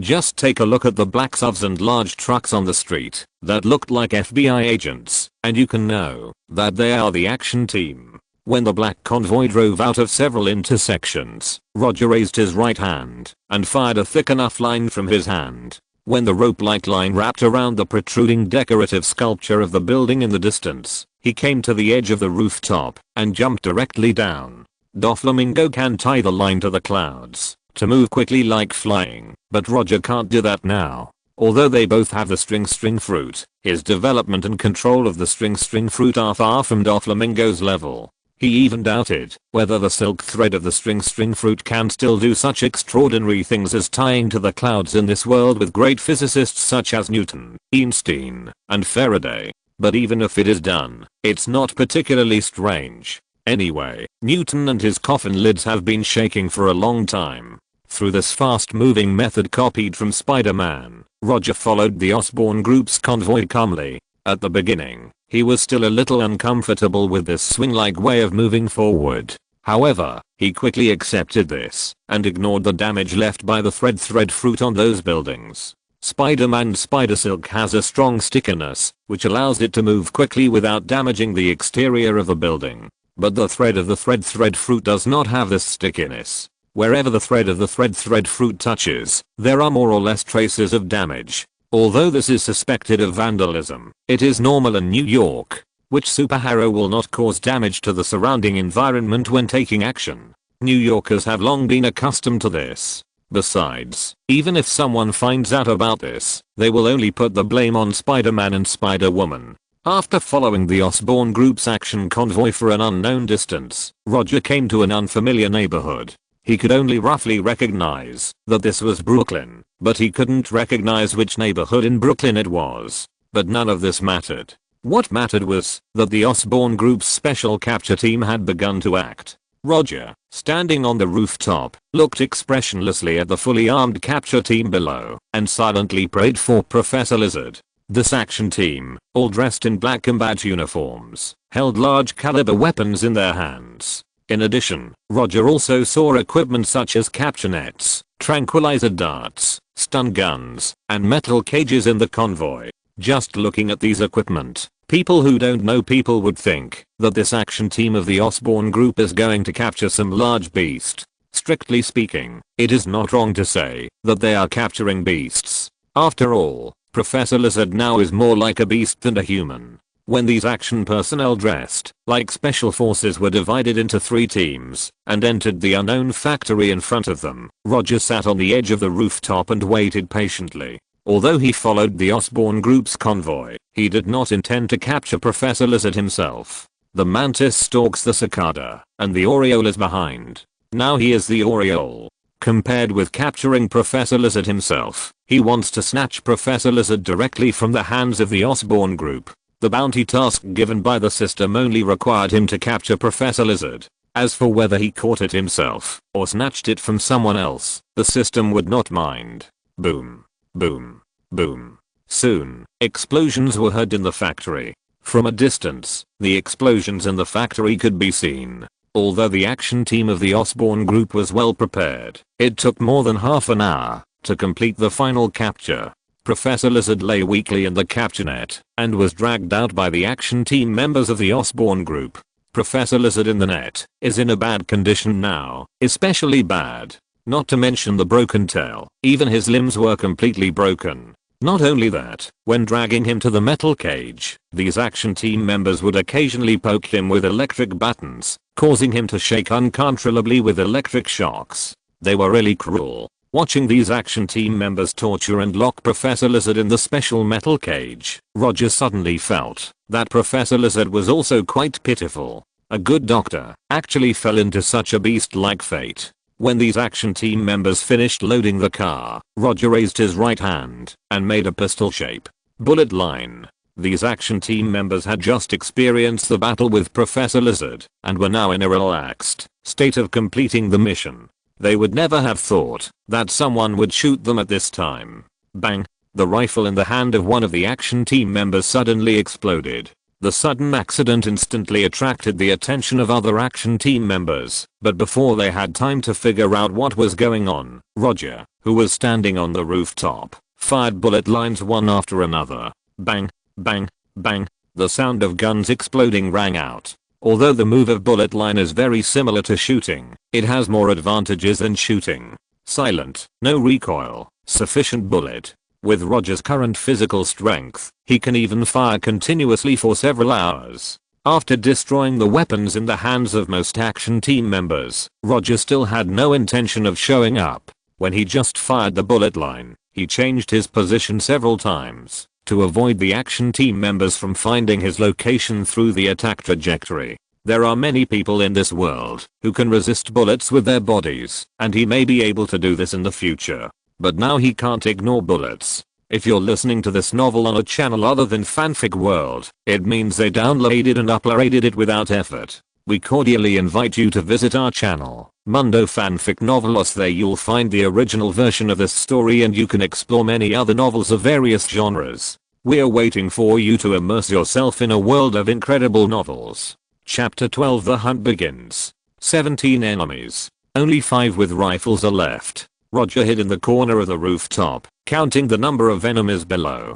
Because of the silent attack of the bullet line, he still did not reveal his whereabouts until now, and he had absolute initiative. However, he still had no intention of going down to fight with these action team members. As long as he could get rid of these action team members below, it didn't matter whether it was a sneak attack or a frontal attack. This is not called following the heart. This is called a reasonable tactical arrangement. When these action team members formed a defensive formation to guard against the attack from the dark, Roger's hands kept shooting out nearly transparent thin lines, quickly arranging the battlefield in his imagination. The Osborn group's convoys were all concentrated near the factory gate, and there were 3 roads extending from the factory gate. Whether these action team members of the Osborn group planned to evacuate or escape, they could only choose one of the 3 roads. Of course, in addition to evacuation and escape, they had another choice, which was to ask for help from the group headquarters. But even if they asked for help, the arrival of reinforcement would be at least half an hour later. During this time, Roger had enough time to complete his arrangement. He shot out nearly transparent sharp thin wires one by one. At this moment, he was like a spider, weaving an imperceptible hunting web near the 3 roads and the convoy. After doing all this, he once again set his sights on the operatives near the convoy. Hunting, begin. After silently chanting in his heart, he raised his right hand and shot a silk thread towards the building opposite. Then, he took the initiative to expose his tracks, and like Spider-Man, he landed on the roof of the truck with the metal cage. Bang bang bang. Almost at the moment he landed on the roof of the truck, the 5 operatives with rifles aimed at him at the first time and pulled the trigger decisively. In addition to these 5 operatives with rifles, other members also shot at him crazily with pistols. For a moment, the sound of gunfire was loud. Roger was very clear about his current physical condition. When these operatives just pointed their guns at him, he jumped off the roof and used the truck as a barrier to block bullets. Bang, bang, bang, bang. Although his figure was completely covered by the truck, the action team members did not stop shooting. Not only that, the action team members also divided into several teams and came towards him from different directions. While the action team members were covering the shooting and slowly approaching him, Roger closed his eyes and carefully felt a slight touch from his left hand. Each finger of his left hand was connected to a nearly transparent thin line. These 5 thin lines were respectively wrapped around the silk threads at various positions on the hunting net. Index finger area, 4 enemies. Feeling the weak vibration from the thin line of his left index finger, Roger did not hesitate and gently hooked his index finger. Swish. The moment he hooked his left index finger, the hunting net he had placed in the index finger area suddenly shrank. All the thin lines in the index finger area were instantly tightened, and they cut through the bodies of the action team members like sharp blades. Although all the thin wires on the scene were arranged by himself, he himself was not particularly sure where these thin wires would cut the action team members. The only thing he could be sure of was that the enemies who walked into the index finger area would be attacked by dozens of thin wires from different directions. Ah! A tragic scream suddenly sounded. Along with these screams, there was also the continuous sound of gunfire. The sudden accident made all the action team members on the scene unconsciously look for cover and the source of the attack. However, their vigilance and search were destined to be in vain. After confirming this tactic called hunting net, Roger completely gave up the idea of a head-on battle. He was not Doflamingo, and for the time being he could not use the string fruit to confront a large number of enemies head-on. Thumb area. Ring finger area. The thumb and ring finger of his left hand vibrated one after another. Without thinking, he hooked his left thumb and ring finger at the same time. TSK. TSK.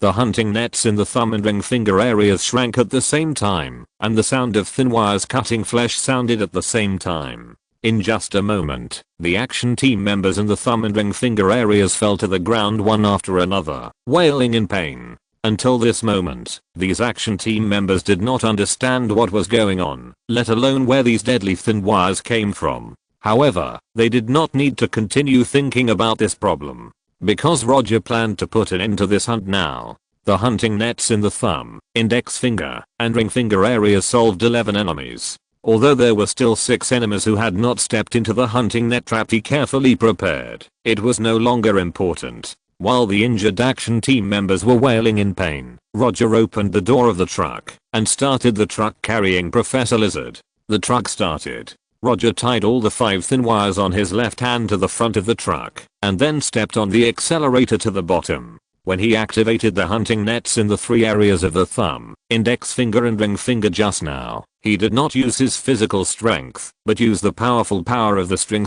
fruit when it retracted the thin wires. Otherwise, with only the strength of his fingers, he would not be able to activate the hunting nets in those 3 areas. But now, he plans to borrow the power of technology. After stepping on the accelerator to the bottom, the black truck rushed out like a mad buffalo, and the thin wires wrapped around the front of the car directly pulled the entire hunting net. Bang! The hunting nets that spread across the factory gate were completely pulled, and all the action team members within the range of the hunting net were attacked by thin wires from all directions. Far more than these action team members were attacked. Even the parked vehicles were cut one after another by these nearly transparent sharp thin wires. Even the truck driven by Roger was also attacked by the thin wires. But with him as the initiator, the fate of the truck was much luckier than those SUVs that were cut. The chaotic and deadly thin lines were like a fishing net, catching all the people and vehicles near the factory gate. After taking a look at the tragic situation behind through the broken rearview mirror, Roger released all the thin lines of the string fruit and drove the truck away at the end of the street. A perfect hunt. Although the tactics were a bit vulgar and insidious, the effect was still very satisfying. P.S. Please give me a copy of the new book. Chapter 13 Mission completed. Brooklyn, beside the East River. After driving the black truck for more than 20 minutes, Roger drove the truck to the East River. Across the East River is the famous Manhattan. After parking the truck, he came to the rear of the truck, opened the door of the cargo box, and walked in. In the not so big cargo box, there was a special metal cage. Professor Lizard, who was more than 2 meters tall, was lying weakly in the cage. "Hello, see you again." Roger was still wearing the Spider-Man mask and greeted Professor Lizard in the cage. "It's you." Looking at the familiar Spider-Man mask, Professor Lizard recognized Roger at a glance. Although he didn't know what happened just now, when he was locked in the cage, he heard the fierce gunshots and knew that someone was attacking the Osborn Group's action team. However, he didn't expect that the person attacking the Osborn Group's action team would be Roger. Yes, it's me. Professor Lizard is now much better than when he was just locked in the cage, and his broken limbs and tail have grown back. But maybe it was because of the excessive consumption of physical strength. He still looked weak now. After looking at Professor Lizard, Roger said to himself, "Open the system." He skipped his attribute panel and set his sights on the bounty task column. Bounty task, capture Professor Lizard. Task reward, 5 million berries. Task status, completed. Submit. Although he had no personal grudges with Professor Lizard, he still preferred berries to 5 million berries. Without any hesitation, he chose to submit. The moment he made the choice, all the information in the bounty task column disappeared. Berry, 5 million. After submitting the task, his berries finally changed from 0 to 5 million. At the same time, his bounty amount also changed. Bounty, 1 million berries. As long as the bounty task is completed, the bounty will definitely be increased. Roger already knew this, but he didn't expect that his first bounty mission would raise the bounty to 1 million berries. The difficulty of this mission was not high, and Professor Lizard was not a particularly famous person. In his estimation, it would be a good harvest if the system could raise the bounty to 500,000 berries. After looking at the berries and bounty he had with satisfaction, he turned off the system and turned his attention back to Professor Lizard. The system had approved his arrest, and as for how he would deal with Professor Lizard, it all depended on his mood. If nothing unexpected happens, the follow-up team of the Osborn Group will appear here in more than 10 minutes. So you have 10 minutes to convince me not to kill you or hand you over to the Osborn Group. The bounty mission was completed, but Roger didn't intend to let Professor Lizard go. Not to mention Professor Lizard, even an ordinary person has potential surplus value. The fourth rule of crossing, don't waste any valuable people or things. Professor Lizard never thought that after Roger snatched him from the action team of the Osborn Group, he actually wanted to blackmail him. Because he didn't know that Roger had a bounty mission, Roger's behavior at this time seemed extremely unreasonable to him. But no matter how unreasonable it was, he could only do what Roger suggested. As a former employee of the Osborn Group, Professor Lizard knew who Norman Osborn was better than others. Otherwise, he would not have escaped from the Osborn Group directly after the mutation. "What do you want?" Professor Lizard was silent for a few seconds, and then slowly said, "It's not what I want, but what you can pay to save your life." The most valuable thing on Professor Lizard's body now is nothing more than the formula of the lizard gene potion. Roger knew this very well, but he didn't have much interest in this formula. Not to mention that this formula has serious side effects. Even if he got this formula, it would not have any particular effect. If you want to strengthen your physical fitness, the animal fruit is much better than these gene potions. "I only have this body now." Professor Lizard just started to speak, but Roger interrupted him. "Stop, I'm not interested in your body. Let me be frank, you don't have any assets to buy back your life, such as US dollars, sports cars, famous watches, antiques, etc. Although Professor Lizard looks like a monster now, he is a real doctor. In America, the word doctor is basically equivalent to being rich. Roger's current total assets are only more than 200 US dollars, and he needs to find a way to increase his assets. Lizard gene drugs are also valuable, but there will not be many buyers, and it is difficult to cash them out. He needs simple and rough spoils. "So you want these? That's very simple." Professor Lizard didn't expect that Roger wanted only these. Soon, he told the account numbers and passwords of several of his overseas bank accounts and private bank accounts. After logging into these banks with his mobile phone and checking them, Roger nodded with satisfaction. As expected of a doctor, his deposits are still very generous. He was not worried at all that he would draw the attention of the Osborn Group if he withdrew money from Professor Lizard's account. Although the Osborn Group is strong, it is not strong enough to obtain data from overseas banks and private banks at will. More importantly, direct transfers are likely to attract the attention of the US Internal Revenue Service. Roger is not very worried about the Osborn Group, but he does not want to cause unpleasantness with the US's legendary department, the Internal Revenue Service, at this time. By the way, give me your lizard gene potion formula. After confirming Professor Lizard's deposit, Roger said again. When Professor Lizard reluctantly wrote down the formula, he opened the special metal cage. Okay, you can go. Aren't you afraid that I will give you a fake formula? There's nothing to be afraid of. If you give me a fake formula, I will twist your neck next time. After getting Professor Lizard's deposit in the formula of the lizard gene potion, Roger left the cargo box and disappeared into the night. Looking at Roger's receding back, Professor Lizard frowned and pondered for more than 10 seconds, and then disappeared in the opposite direction. Roger had no intention of helping Boss Joe to avenge himself. Although he replaced the Roger that Boss Joe knew, he was still himself, and the original owner was still the original owner. To him, Boss Joe was just a stranger he had just met yesterday. As for helping New York citizens punish evil and promote good, he didn't even think about it. I'm not American, so even if New York bombed, it has nothing to do with me. Chapter 14 Legal Income. Queens, downstairs of the Coastal Wind apartment. Roger, who had just finished his first bounty mission, was eating his late dinner in a 24-hour restaurant. The mission went smoothly, just as he imagined. The only drawback was that the system's mall was still under maintenance until now, and it was unknown when it would be officially opened. This meant that the 5 million berries he had just received were just a string of numbers. Only berries that could be spent were valuable berries. In addition, he also needed to deal with the extra reward he received from Professor Lizard. More than 2.3 million US dollars. This was all the deposits of Professor Lizard in several overseas banks and private banks. In New York, where capitalists are emerging in an endless stream, more than 2.3 million US dollars is not a lot, but it is enough to support Roger's expenses for a long time. Of course, the premise of all this is that he can turn these US dollars into his own legal assets. While eating his late dinner today, Roger was thinking about feasible money laundering channels. He is now just a 19-year-old unemployed vagrant. If he directly spends Professor Lizard's savings, the legendary eyes of the United States will find him in a minute.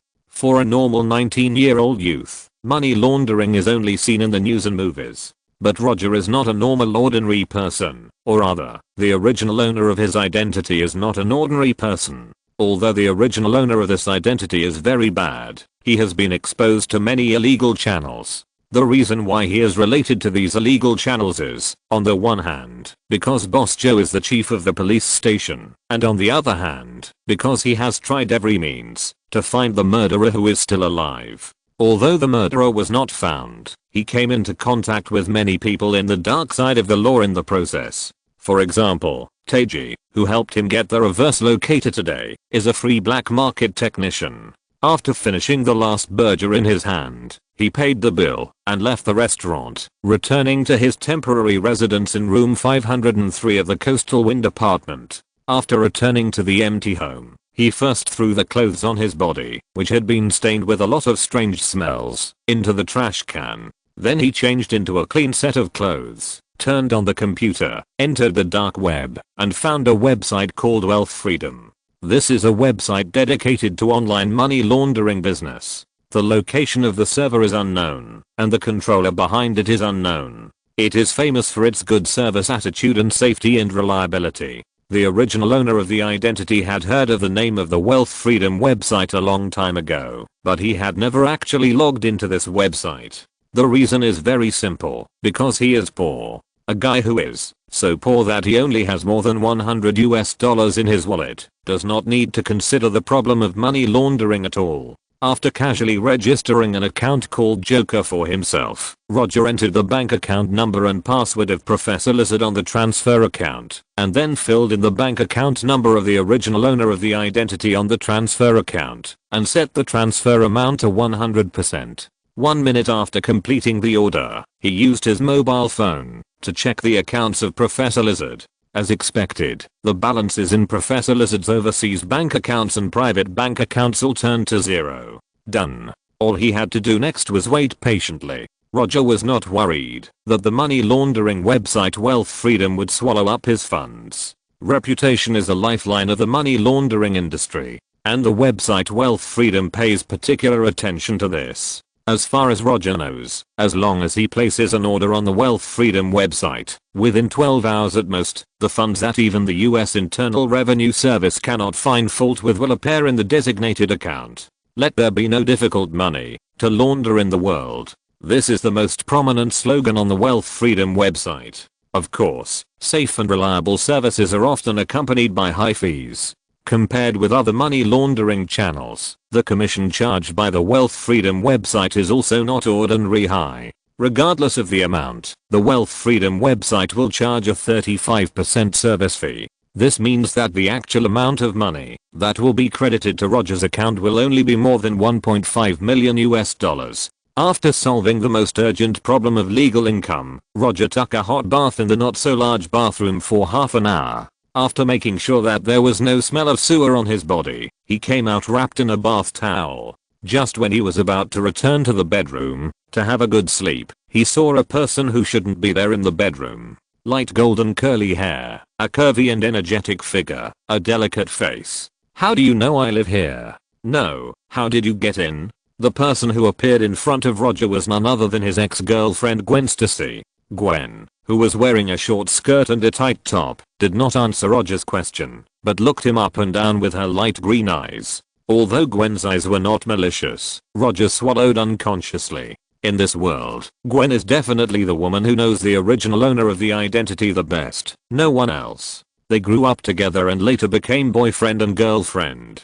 Gwen's understanding of the original owner of the identity can even surpass Boss Joe by several streets. For some reason, Roger felt like a piece of fresh beef placed on a refrigerated shelf, and Gwen was the customer standing in front of the shelf. This feeling was not very pleasant. No, I couldn't go on like this. If I continued, Gwen might notice something. Roger tried to control his breathing and made himself look normal. He spoke again. "You are a female college student. Breaking into a single man's house in the middle of the night. Isn't that a bad idea?" After that, he came to the closet and put on a gray sports hoodie. "I didn't expect that you have trained to be in such a good shape in just 1 year. Not bad. You look much more reliable than before." When Roger put on the hoodie, Gwen finally looked away and began to look at this somewhat shabby bedroom. "It's just the price of living alone. It's nothing strange." Although the original owner of the identity had the same face as Roger, in terms of figure and temperament, Roger was at least several levels higher than the original owner of the identity. Not to mention his perfect figure now, even his figure before crossing, was much better than the original owner of the identity. Not to mention the huge temperament gap brought by experience. "It wasn't my decision to come here tonight. My father just asked me to come and give this to you." As she spoke, Gwen pulled out a light yellow file bag from the lady's handbag she was carrying. Chapter 15 Reward. Roger was stunned for a moment when he saw the file bag in Gwen's hand. Even if he didn't open it, he could roughly guess what was in the file bag. It was the police file of the murder case of the original owner's parents. The person was already lying in the hospital, and he still hadn't forgotten this matter. Although Roger had only met Boss Cairo once, he had to say that he was slightly touched after seeing this file bag. "Thank you." After taking the file bag handed by Gwen, Roger thanked her solemnly. "Don't do stupid things. This is what my father asked me to tell you." After saying that, Gwen glanced at the photo frame on the desk and left the bedroom without looking back. Darn. Listening to the sound of the door closing behind him, Roger sighed helplessly. The next morning, Roger, who was still asleep, was awakened by the sound of text message notifications one after another. After picking up the phone with sleepy eyes, he saw one account message after another. The work efficiency of the Wealth Freedom website is indeed very high. It only took one night to complete all the tasks and transferred a lot of clean funds into his account in a legal name. Looking at the balance number displayed in the account information, Roger woke up instantly. "Finally, I have money." When a man with no money suddenly has a huge sum of money, it is inevitable that there will be some impulsive consumption. However, Roger is not a person who has not seen the world. After washing up, he went to the Chinese restaurant closest to the apartment and ordered 3 bowls of beef noodles to calm down. While slurping the noodles, he thought about the next plan. The first thing to do is definitely to move. Whether it is living habits or what he will do in the future, it is not convenient for him to continue living in this cheap apartment where good and bad people are mixed. Secondly, he has to find a way to receive more bounty missions. Although this is not the pirate world he should have traveled through, the triggering mechanism of the bounty mission should still be the same. That is, to contact more key people and participate in major events that may happen. In short, go out more and don't stay at home. Finally, it is about the development and mastery of the string fruit. The development level of the string fruit is only LV1, which is not enough for him to deal with the various things that will happen next. Therefore, before he gets other fruits, he needs to develop the string fruit as much as possible to give himself enough self-protection ability. Not to mention developing the string fruit to the level of awakening. At least the fruit must be developed to LV3 or LV4. After finishing all 3 bowls of beef noodles in front of him, he frowned. I don't know if it's because of the fruit, but his appetite has increased significantly recently. He discovered this problem during the previous meals, but didn't take it too seriously. However, now, after finishing 3 bowls of beef noodles, he only felt half full. That's not right. The string fruit is not the rubber fruit. It shouldn't have this side effect. After thinking for a few seconds, he gave up the urge to continue ordering and left the restaurant. After solving the breakfast problem, he began to wander around Queens to see if he could find a suitable new home. He only had 2 requirements for the new home. The first is that the area is large enough, and the second is that it is secluded enough, preferably with not many neighbors around. As for other issues, such as safety and convenient transportation, he didn't take them to heart. After wandering around for a morning and visiting a real estate agent in Queens, he found a new residence that was not bad. The new residence he chose was on the top floor of a building near Flushing Meadows Corona Park. There were originally 3 houses on the top floor, but the wealthy owner directly bought all the houses on the top floor and connected them. As a result, it became the current super large house with an area of more than 800 square meters. At the first sight of this house, Roger knew that this was his future new home. Without waiting for the agent to introduce anything, he took out his bank card. Here it is. Swipe the card. Okay, sir. The agent took the bank card with a smile and began to handle the rental contract for Roger. Under normal circumstances, the rooms in this building would not be worried about renting out. But the bad thing was that the owner connected all 3 rooms and only accepted a minimum of 1 year for the entire rental. As a result, this house became the only house in the building that had been listed for more than a year and had not been rented out. Not everyone can afford the rent of $150,000 a year. Those who can afford it will not consider this strange big house. After completing the rental contract and getting the key to the house, Roger returned to the Coastal Wind apartment and took away his only 2 pieces of luggage. The first one was the case information that Gwen sent last night. The second one was the photo frame with the photo of him and Gwen. In addition to these 2 things, he didn't take anything else and left everything to the landlord. For this, he also paid an extra $100 for cleaning. Osborne Group, top floor office. You have 2 days to arrest Dr. Connors. In addition, investigate this guy wearing Spider-Man's mask. Send everything collected at the scene to the laboratory in the suburbs and let the laboratory analyze it in detail. Send the injured guys there too. Norman Osborn said with a gloomy face. Okay, sir. The black man who is the captain of the Osborn Group's security action team answered with sweat on his forehead. This was the second time he was called to Norman Osborn's office because of Dr. Connors' matter. What was more troublesome than the last time was that this time a mysterious guy wearing a Spider-Man mask appeared. Just as the black man was about to turn around and leave the office, Norman Osborn's voice sounded again. Don't use the group's intelligence network to investigate this guy wearing a Spider-Man mask. Issue a bounty on the black market, offering a reward of $1 million to find this guy. Norman Osborn looked at the video on the computer screen and frowned slightly. The screen showed the scene of Roger wearing a Spider-Man mask falling on the truck.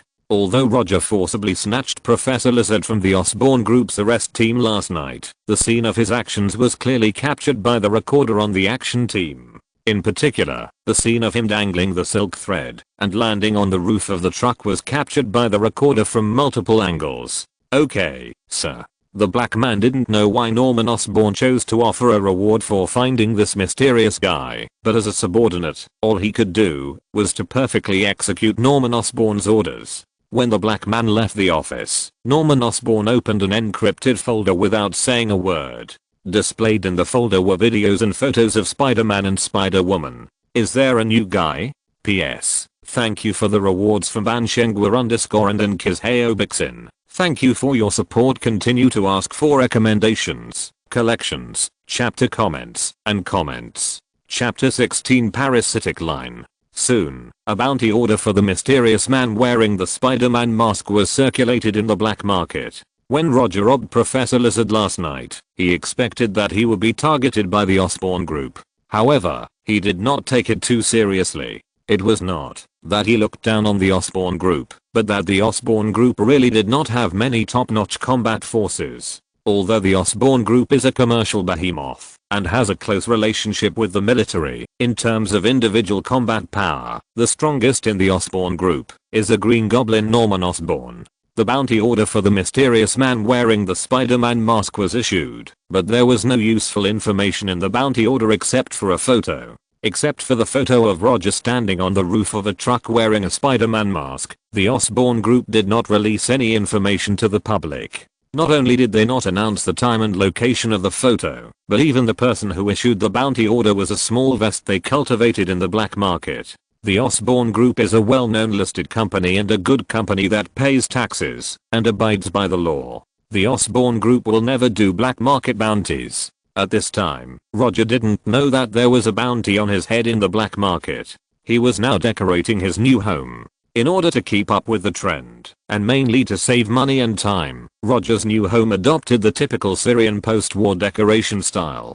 Simple and rustic, ready to move in. The perfect fusion of modern industrial style and home life. After buying a few pieces of furniture at IKEA and adding some new clothes for himself, Roger's move was completely over. From now on, this huge top floor room will be his future secret base. In this new home with a strong Syrian post-war style, he specially opened up a training room dedicated to developing fruit abilities and daily practice. The area of the training room is not particularly large, only about 300 square meters, which is similar to a small gym. In addition, he also went to the studio of the black market technician Taiji and selected several modified laptops and mobile phones, as well as a batch of home monitoring equipment and police channel monitoring radio stations. He was not interested in being a hero outside all day like Spider-Man. He bought the police channel monitoring radio station purely to monitor whether there were any extraordinary events. If nothing unexpected happens, extraordinary events mean bounty missions. As long as he knows where an extraordinary event has occurred, he can go to the scene of the event to activate the bounty mission. As for what the bounty mission will be at that time, it doesn't matter. In an apartment in the Bronx. Have you heard about the bounty that just appeared on the black market? $1 million, and it's just looking for someone. This should be the highest bounty in recent times, right? A black gangster with a plaster cast on his left hand said to his companions who also had plaster casts on their hands and feet while swiping his phone. I saw it too. It seems that they are looking for a guy wearing a Spider-Man mask. $1 million. It would be great if I could get this bounty. If I had $1 million, I would buy a sports car, the latest model. Forget it. With your body, you can't even sit in a sports car. Just as these seriously out of shape black thugs were fantasizing about what they would do after they had $1 million, their boss, who was also seriously fat and wearing a red baseball cap, frowned and looked at the bounty displayed on his mobile phone. This guy looks a little familiar. For some reason, he always felt that the person on the bounty was a bit like the guy who beat them up the night before, the Chinese kid who claimed to be from Dressrosa Island. Shut the fuck up. Look at this photo. Don't you think he looks a bit like the Chinese kid the night before? After saying that, he threw the mobile phone in his left hand to his brothers. Does it really look a bit like him? That Chinese guy seems to be wearing this coat, right? It really looks a bit like him, and his height and body shape looks similar. After hearing the conversation between his younger brother, the black gangster named Jason had an idea. Give me the phone. After taking the phone back from his younger brother, Jason called the boss of his gang. Boss Clay, it's me, Jason. The guy with the Spider-Man mask on the wanted poster. I think I saw him, the night before yesterday, at the corner park of the Grand Plaza. Yes, that's the guy who beat us up. I'm at home now. Okay, no problem. I'll wait for you at home. When Jason hung up the phone, his younger brothers looked at him with confused eyes. Boss, are you sure that guy is the one on the wanted poster? If I'm wrong, Boss Clay will kill us all. Looking at his younger brothers, Jason sighed helplessly. Why the hell do I only have these idiot subordinates? I don't care if that Chinese kid is on the wanted list or not. All you have to do is to make it clear when Boss Clay arrives. If that Chinese kid is really on the wanted list, even if we don't get the bounty, Boss Clay won't treat us unfairly. If we are wrong, Boss Clay can just teach that kid a lesson for us. So whether it's right or not, we won't suffer any loss.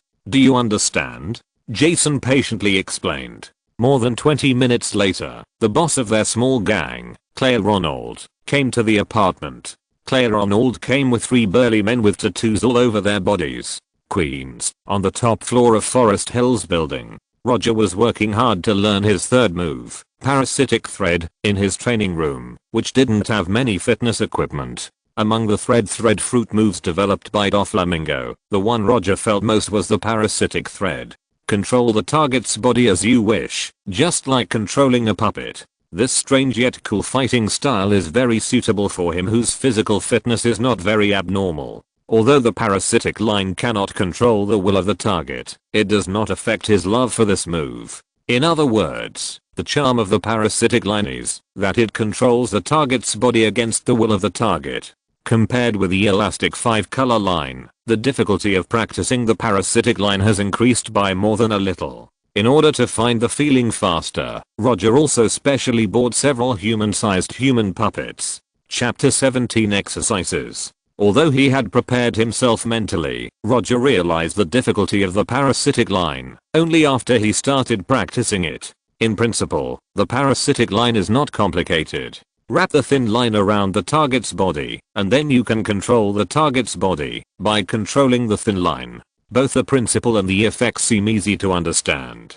But it turns out that what you can do with your mind does not necessarily mean that you can do it with your hands. It is not difficult to control the thin line around the puppet. The real difficulty of the parasitic line is how to use the fine manipulation of the fingers to achieve the degree of flexible driving of the target's body. After practicing in the training room for several hours, Roger had to admit that he had encountered a hurdle that he could not overcome. It is not difficult to make the puppet move with the thin line. The puppet moved, but the posture when moving can be described by an idiom, that is, it is terrible. Even a zombie with severe arthritis would be more flexible and pleasing to the eye than the puppet he is controlling now. No way. At this level, let alone controlling the target's body to fight, even simple serving tea and water is impossible. Roger stopped his practice, and his brain started to work frantically. Parasitic line can be said to be one of the representative moves of the line fruit. It is a move that is both practical and ornamental. Whether it is to satisfy his own preferences or to increase his combat means, he cannot let go of the parasitic line move. Moreover, the proficiency of the parasitic line move also proves his macro-manipulation ability to a certain extent. If he can't even master the parasitic line, then he can directly say goodbye to the more difficult Shadow Rider line. Not to mention the awakening of the line fruit. After thinking for a few minutes, he took a deep breath and started practicing the parasitic line again. Since he couldn't think of any good way for the time being, he could only use the simplest and crudest hard training. Strictly speaking, it was only the third day since he obtained the line fruit, and he still had enough time to practice this move slowly. Time passed little by little, and before he knew it, Roger practiced in the training room until 11 o'clock in the evening. When his body felt obvious hunger again, he ended the day's practice. After stretching his stiff fingers, he took out his phone and searched for nearby restaurants and ordered 2 pizzas and a family reunion bucket for himself. After putting down his phone, he began to worry about his growing appetite. At this rate, it would be a problem whether he could eat enough in the future. Half an hour later, the takeaway arrived at home. When the takeaway boy, who looked like an adult, asked him if he was satisfied with the service, he reacted and took out $10 and handed it to the takeaway boy. Although he had been here for 3 days, he still couldn't adapt to the tipping culture in America. Not to mention that he was an outsider. Even many Americans were full of resentment about the tipping culture. Obviously, paying a tip could get better service, but now it has become that no tip means no service. Damn capitalism.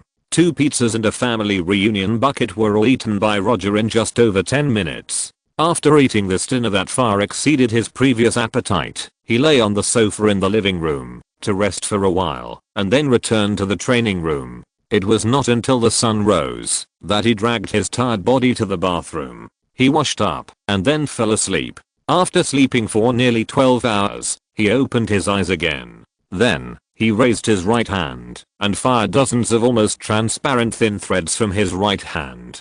After these thin threads flowed out of his hand, they quickly flew to the training room far away from the bedroom and wrapped around the fallen puppets in different categories. Under his control, the puppet in the training room stood up unsteadily, like a baby learning to walk, and walked towards the dining room step by step. A few minutes later, the puppet walked into the bedroom holding a cup of steaming coffee and stood in front of him. After taking the coffee from the puppet, Roger continued to control the puppet and asked the puppet to find the clothes he was going to wear today from the closet. When the puppet put the selected clothes on the bed, he ended his control of the puppet. Bang! The moment the thin threads disappeared, the puppet instantly lost its support and fell to the floor of the bedroom. Not bad, significant progress. Compared with the practice yesterday, his control over the parasitic line has improved qualitatively. Although he can't control the puppet to fight for the time being, it is no problem to do some simple housework.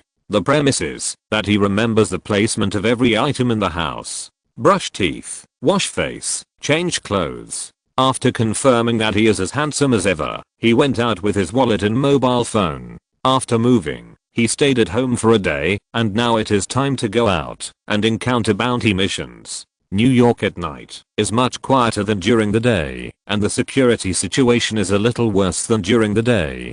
After finishing his first meal of the day at a restaurant near the building, he began to head to the crime-ridden neighborhood in casual clothes. The more chaotic the place, the more likely it is to encounter bounty missions. And even if he is not so lucky today, he can still stretch his body and practice his melee combat. At the beginning, he planned to go to the famous novice village and the tourist attraction Hell's Kitchen. But he finally gave up the idea and chose a Flushing community in Queens. It has only been a few days since I came to this world, and it is not time to go to Hell's Kitchen to brush up my reputation. Sir, are you really going there? That place is not very peaceful. If you are alone, perhaps he couldn't bear to see a handsome young man like Roger being illegally harmed. The taxi driver kindly reminded him, "It's okay, just go there." Roger, who was sitting in the back seat of the taxi, glanced at the driver and said with a smile he was going to Flushing, a crime-prone area in Queens.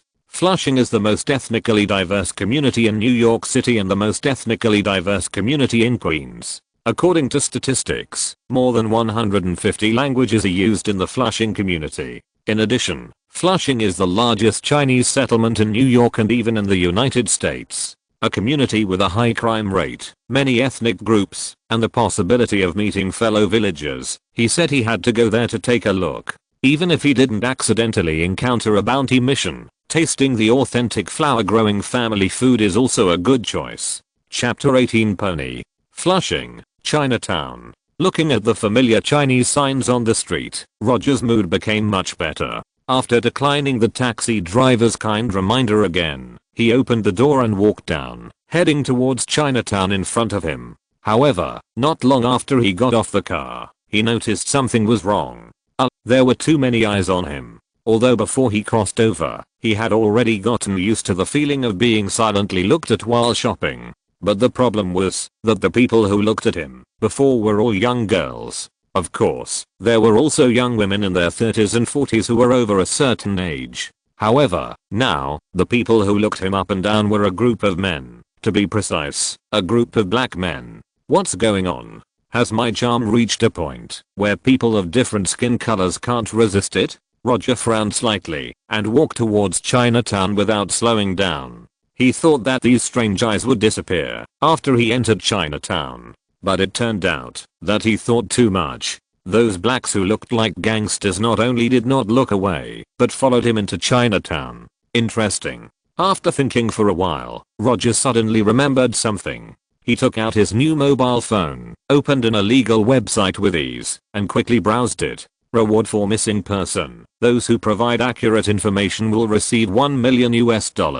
On this illegal website without unhealthy pop-up ads, Roger saw a reward for missing person that was just released today. This illegal website is a communication forum for the New York black market. Just like a famous plant forum, it is a professional website that requires a special invitation code to log in and view. In New York, there are many illegal websites dedicated to the black market, and Roger is only logging into one of them now. It is said that the actual controller behind these websites is the famous underworld Emperor Jinping. Of course, this is just a guess. Some fearless reporters and overly curious guys tried to prove this before, but they all encountered accidents and scars of the weight that life cannot bear. After these things happened so many times, naturally no one dared to continue investigating these websites. In this post with a hot label, Roger saw the entire content of the reward and the photo that he was familiar with. It was a photo of him wearing a Spider-Man helmet and standing on the roof of a truck.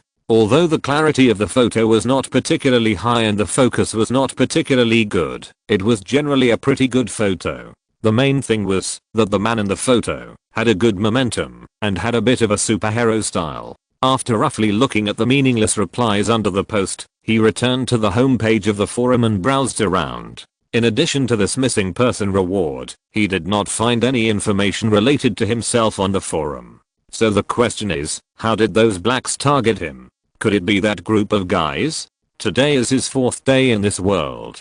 In these 4 days, the only blacks he has come into contact with are the gangsters he taught a lesson. Apart from them, Roger can be sure that he has not come into contact with any blacks. In this case, the answer is obvious. The blacks following him now should be the accomplices of the gangsters before. Of course, it is not ruled out that these guys came for the missing person reward. Although he was wearing a Spider-Man mask in the reward photo, and the clothes he was wearing had been thrown away, a person with such outstanding temperament like him could not hide his charm even with a mask. As for whether he would be found by the Osborn group, he had already seriously considered it before he started to snatch Professor Lizard. The conclusion was that there was no need to worry about it at all. In a capitalist society like America, the wealthy Osborn group did have hundreds of ways to deal with him. But the premise of all this was that he was just an ordinary person. Although he was not particularly strong now, he still had the ability to protect himself. If the Osborn group really planned to deal with him at all costs, he would not mind using the Osborn group as an early boss. Don't underestimate the power of a traverser, especially a traverser who has seen the future plot. If they really fell out, Roger could guarantee that he would be the one who survived in the end. And strictly speaking, there was no deep hatred between him and the Osborn group that could not be resolved. He did take Professor Lizard away, but he did not kill him. If the Osborn group wants to capture Professor Lizard, there are still plenty of opportunities. The only uncertainty is when Professor Lizard will show up. As for those action team members who died in his hands, this is simply a trivial matter that is not worth mentioning. Although this is somewhat disrespectful to the dead, this is a reality. Norman Osborn is not a fool. It is not difficult to guess what choice he will make when it comes to revenge for a group of incompetent subordinates and completely offending a target that has already demonstrated a certain strength. The missing person bounty posted on the black market is evidence. If Norman Osborn really hated him so much, the bounty posted on the black market would not be a missing person bounty, but a life bounty.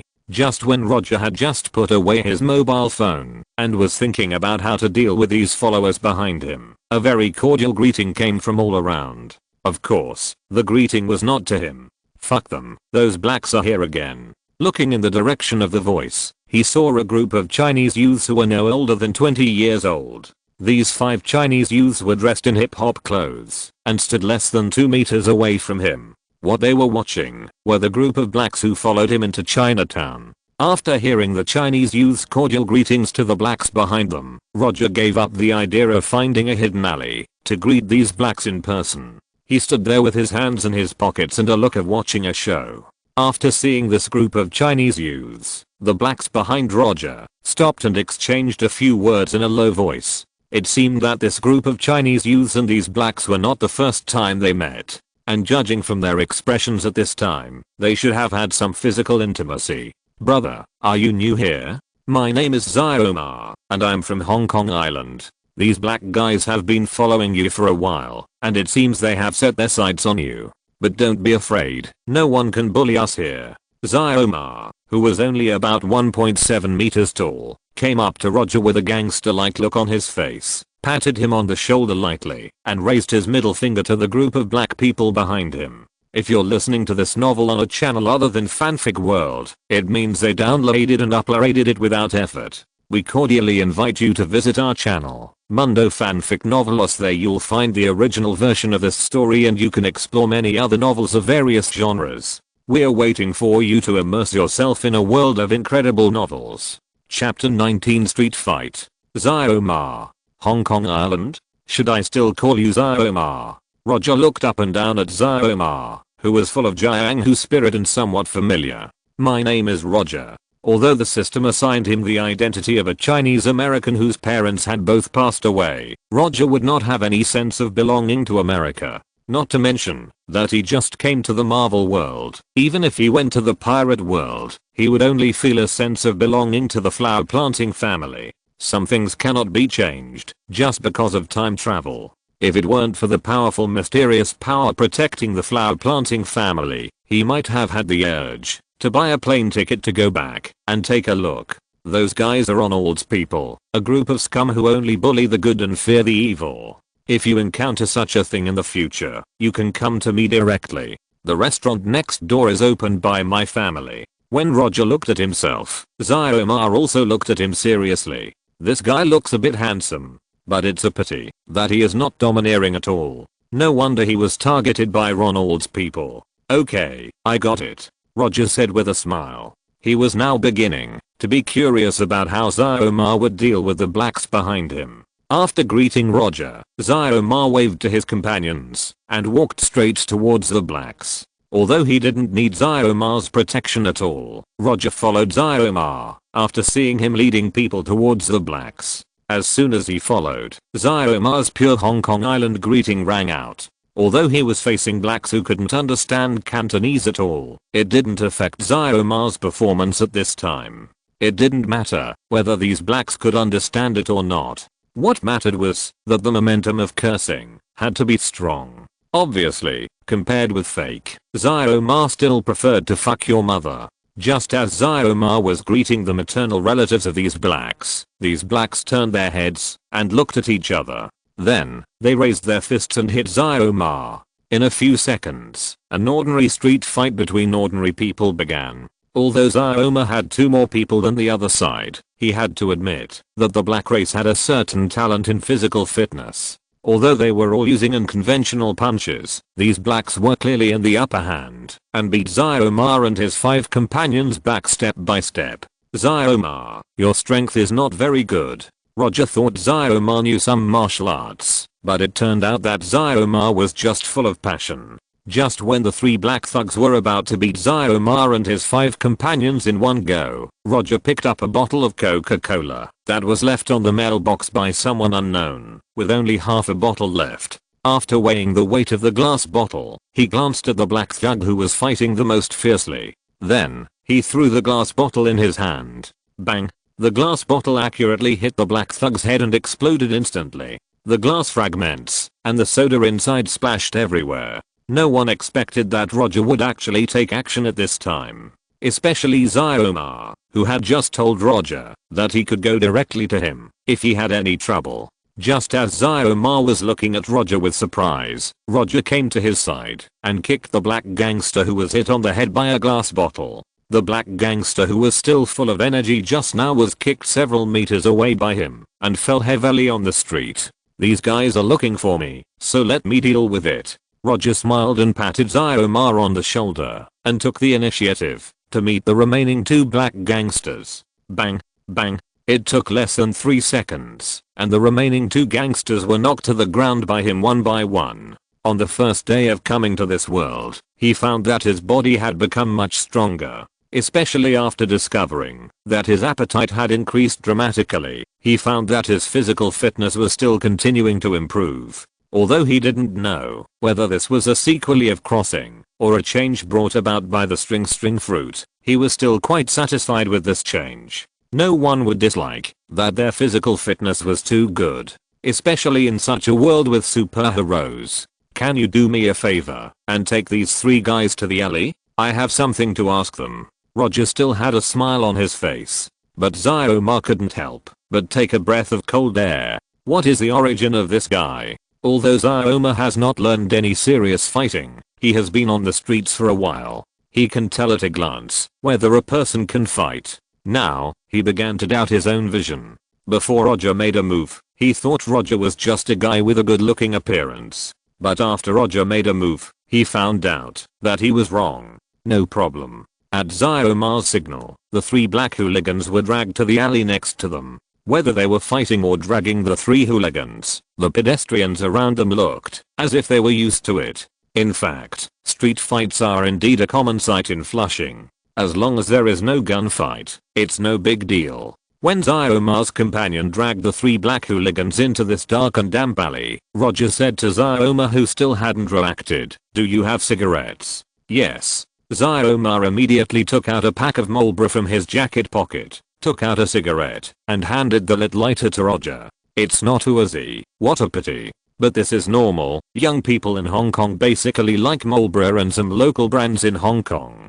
Uzi is not among their preferences." Roger doesn't have any smoking addiction, but sometimes he likes to light himself up, such as before doing something, or after doing something.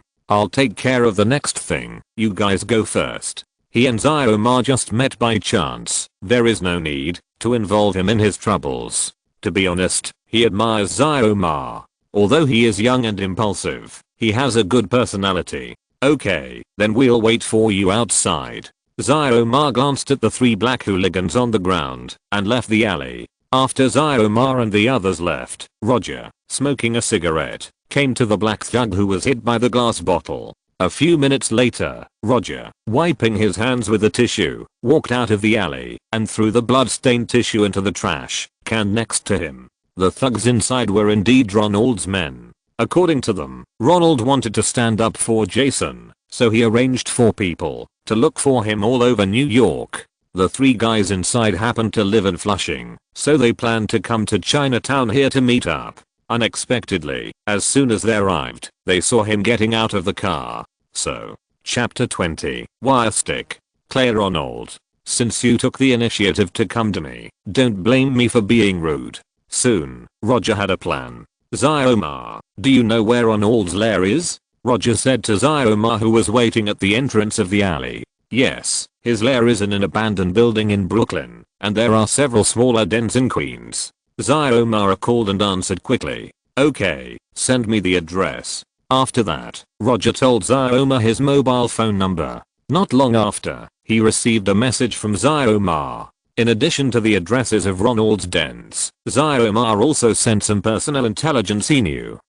Are you planning to go there alone? I can help you." At this point, Zyomar himself lowered his head a little embarrassedly. "You are already helping me. Okay, see you next time." After reading the message sent by Zyomar, Roger patted him on the shoulder and left Chinatown directly. Zyomar is a pretty good person, but his strength is a little lacking. If he could be a little stronger, Roger wouldn't mind taking a younger brother. But even if he wanted to take a younger brother, that would be a matter for the future. He had no plans to develop his own power for the time being. After hailing a taxi at the intersection of Chinatown, he started to head to Brooklyn. An abandoned building. For some reason, Ronald had a bad premonition since nightfall, and always felt that something would happen tonight. However, after seeing the black man sitting in front of him, and the ninjas who exuded murderous intent, and seemed to have walked out of a horror movie, his uneasiness disappeared a lot.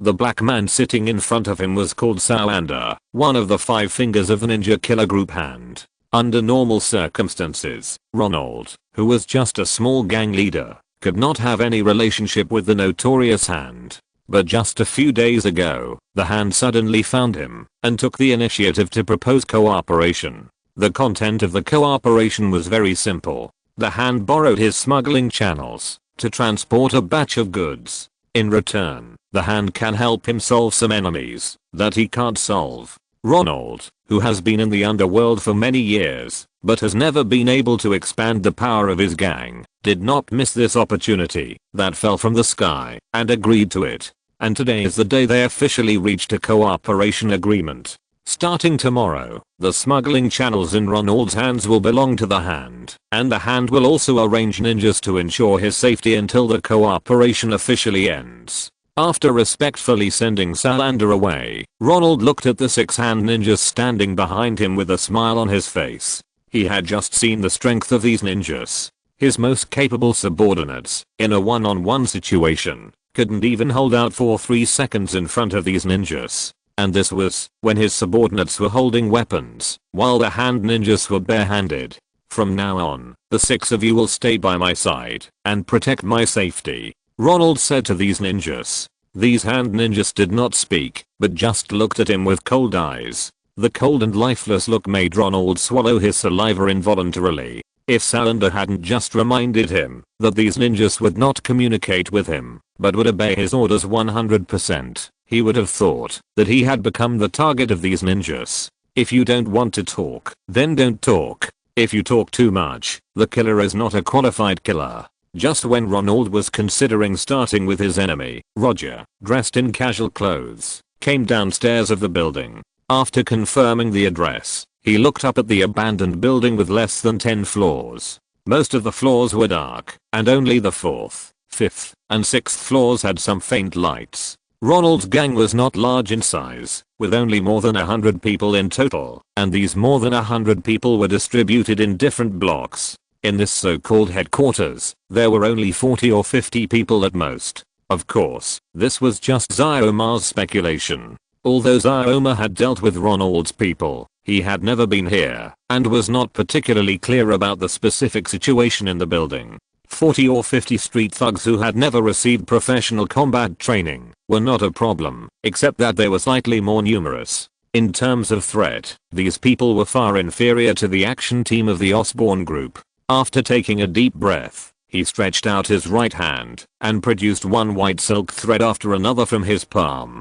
Under his control, these silk threads quickly entangled together and condensed into a 1 meter long white short stick. Wire stick. This was a skill he developed when he was practicing parasitic lines yesterday. A large number of thin threads were entangled together to make the melee weapon he wanted. This is not a combat move, but a skill. After adapting to the weight of the wire stick, Roger walked straight towards the abandoned building in front of him. It was just dealing with these gang thugs, so there was no need to sneak in. Just walk in openly. Although these thugs might have pistols in their hands, Roger had no intention of using elastic wire or 5-color wire before the other party took out the gun. Stop.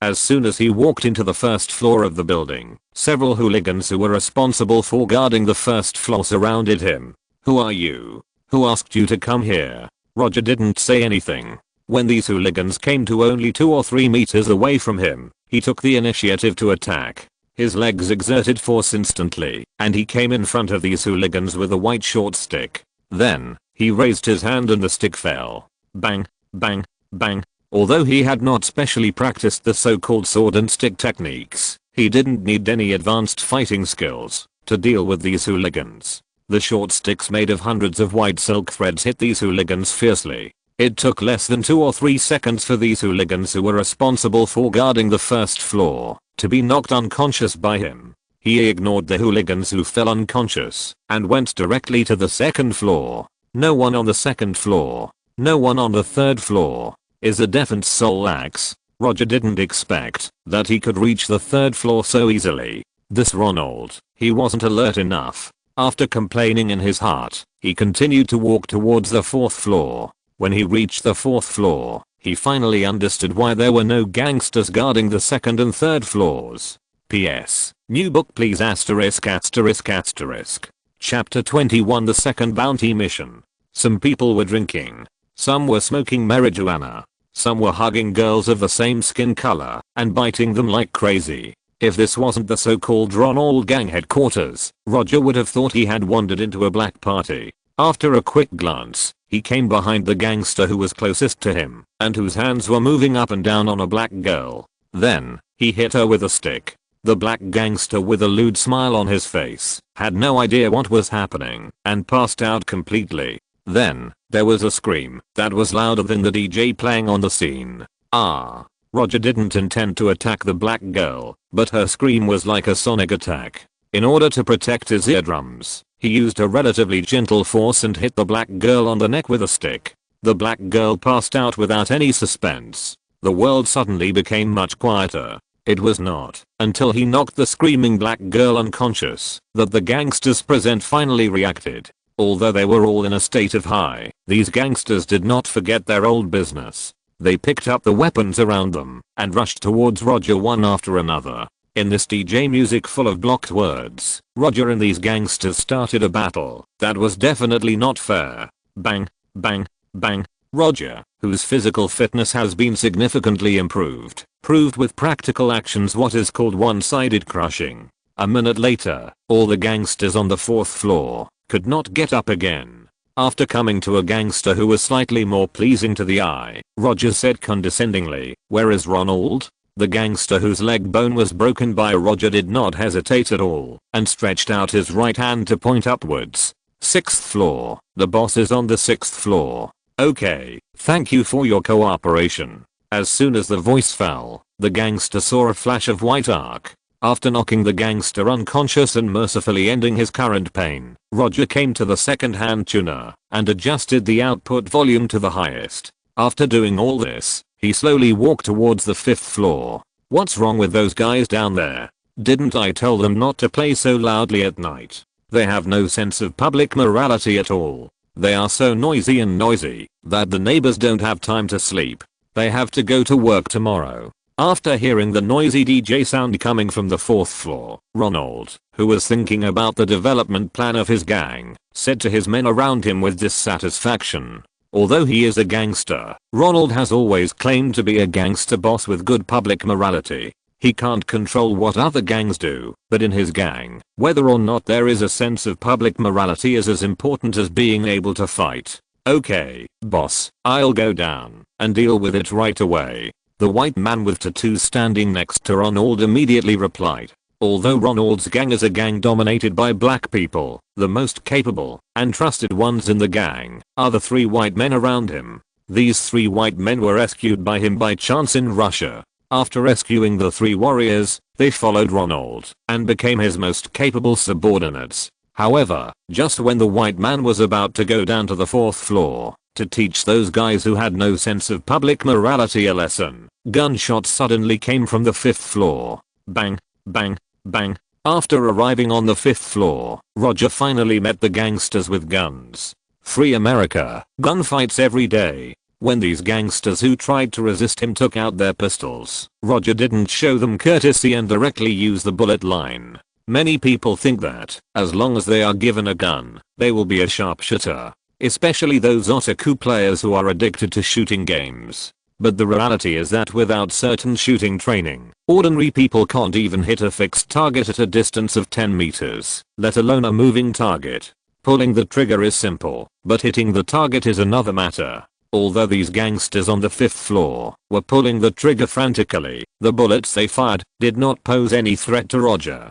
Roger didn't show any courtesy to the hooligans who fired the guns and directly ended their lives with the bullet wire. Roger didn't mind sparing the lives of the hooligans who didn't have guns. But as long as these hooligans dared to pick up the pistols and shoot at him, he would not hold back. The battle on the 5th floor ended quickly. In fact, the moment these hooligans picked up the pistols and fired, it was destined that the battle would not last too long. The fifth rule of crossing: appropriate mercy can make you live better, and blindly being a saint will only make you die faster. After dealing with the hooligans on the 5th floor, Roger took the wire stick in his hand and walked towards the 6th floor of the terminal. However, just as he stepped onto the stairs to the 6th floor, he frowned. Killing intent. Undisguised strong killing intent. The moment he sensed this killing intent, he did not hesitate and immediately became alert and protected the white wire stick in front of him. Ding. In the blink of an eye, a ninja in a dark red tight ninja suit descended from the sky, and the katana shining with cold light slashed towards him. The katana and the wire stick collided fiercely, making a crisp metallic collision sound. Hand ninjas? How did they get here? Although Roger was not a loyal fan of Marvel, he was not unfamiliar with the hand. The moment this ninja jumped down from the top of the stairs, he recognized the origin of this ninja. Unable to kill Roger with one sword, this hand ninja with only his eyes exposed, did not hesitate and attacked again.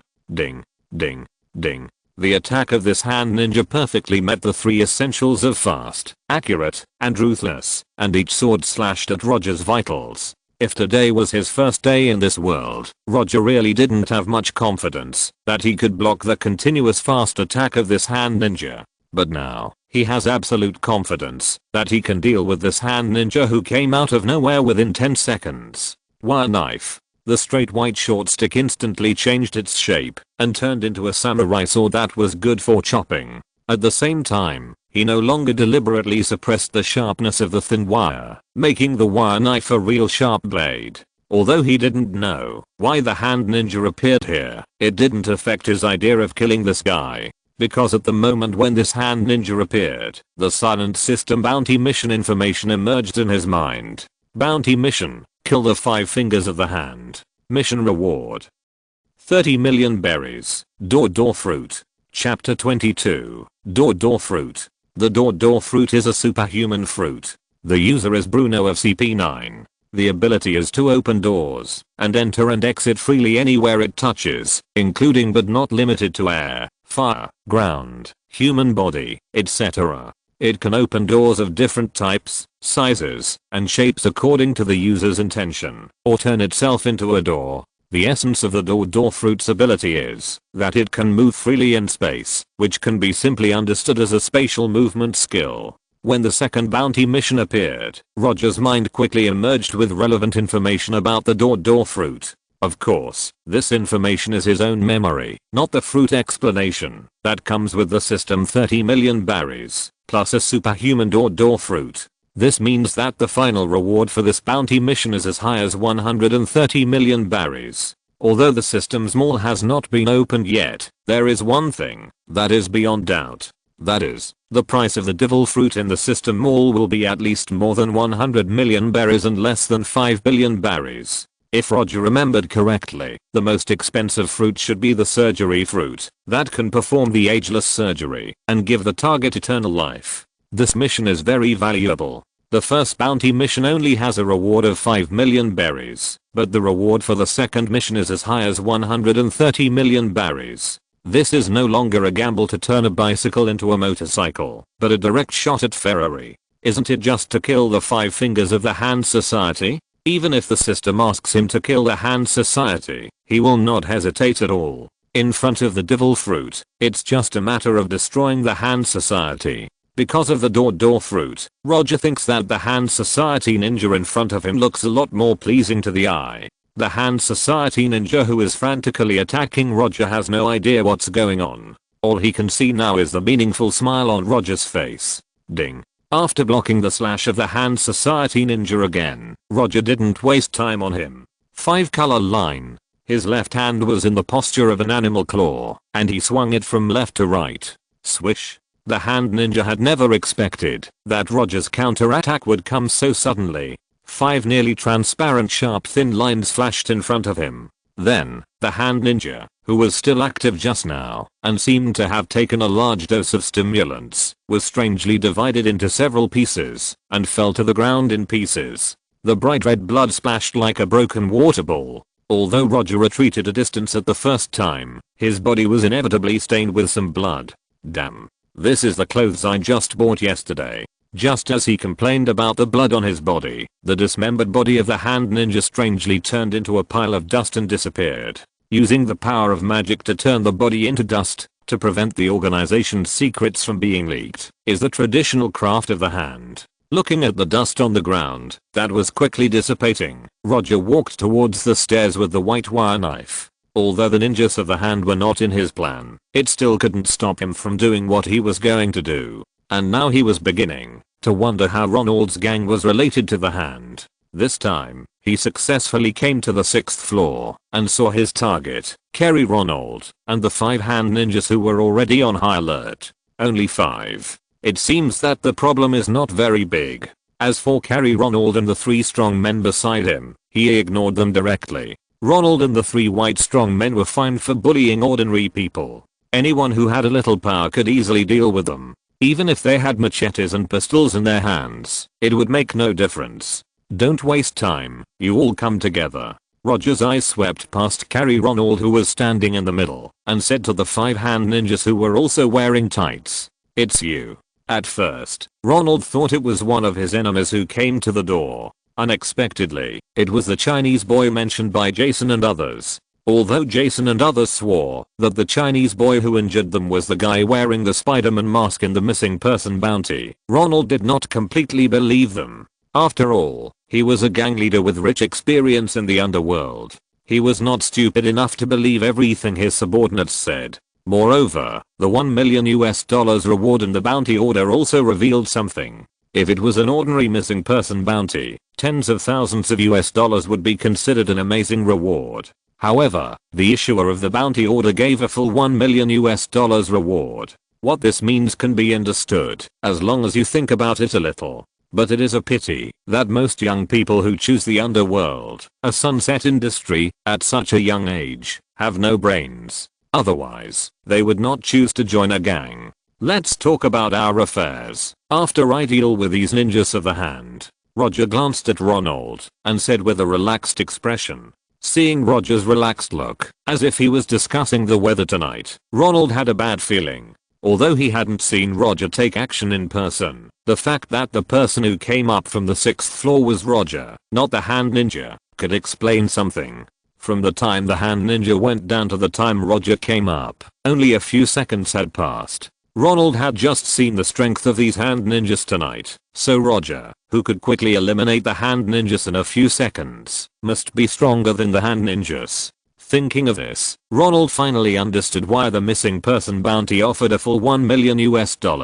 Because it was not just a missing person reward, it might also include a series of expenses including resettlement expenses, disability allowance, and even funeral expenses. Just as Roger was waiting for these hand ninjas to take the initiative to attack, they did not take a step forward, but held their samurai swords and stayed silently around Ronald. Are they protecting Ronald? After looking at the positions of these hand ninjas, Roger quickly made a judgment. Since you don't take the initiative, let me do it. Under the gaze of Ronald and others, Roger suddenly raised his left hand and pointed his index finger at Ronald, who was standing in the middle. Snap line. A thin line of lightning not much thicker than a hair flew towards Ronald and instantly hit Ronald's right leg. The moment he fired the snap line, the 5 hand ninjas realized something. However, they had no time to respond and could only watch Ronald being shot through the right leg.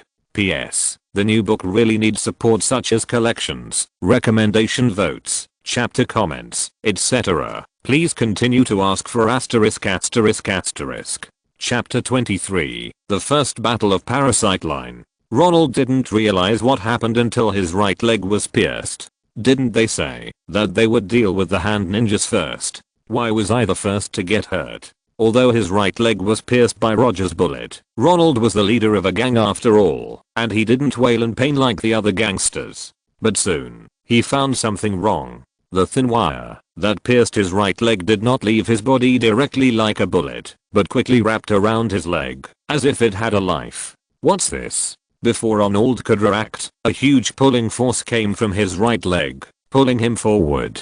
Damn it. Ronald never thought that he would be pulled directly towards Roger. What's more troublesome is that the white man and the hand ninjas around him didn't have time to catch him. Unlike the previous bullets, The bullet Roger found this time was a little different. The previous bullets directly fired a thin wire like a bullet. But now, he fired a thin wire that was still under his control. The front end of the thin wire pierced Ronald's right leg, while the other side was still connected to his index finger. In just a blink of an eye, Ronald, who was in the protection circle of the hand ninja, was pulled in front of Roger, and he was grabbed by the neck and lifted up.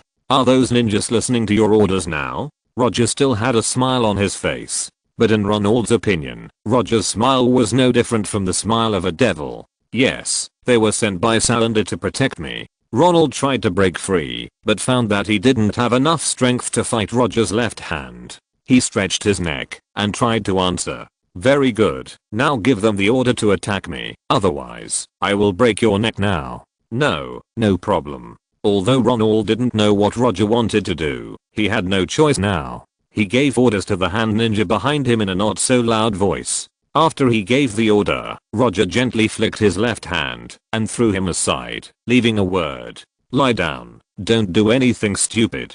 After saying that, he walked towards the 5 hand ninjas with the wire knife in his hand. If it was just to deal with these 5 hand ninjas, Roger could have adopted a more relaxed and safer tactic. But after the system issued the second bounty task, he decided to rush. In other words, to test his current close combat level. Although the hand ninjas are all fearless lunatics, it cannot be denied that their close combat level is quite good.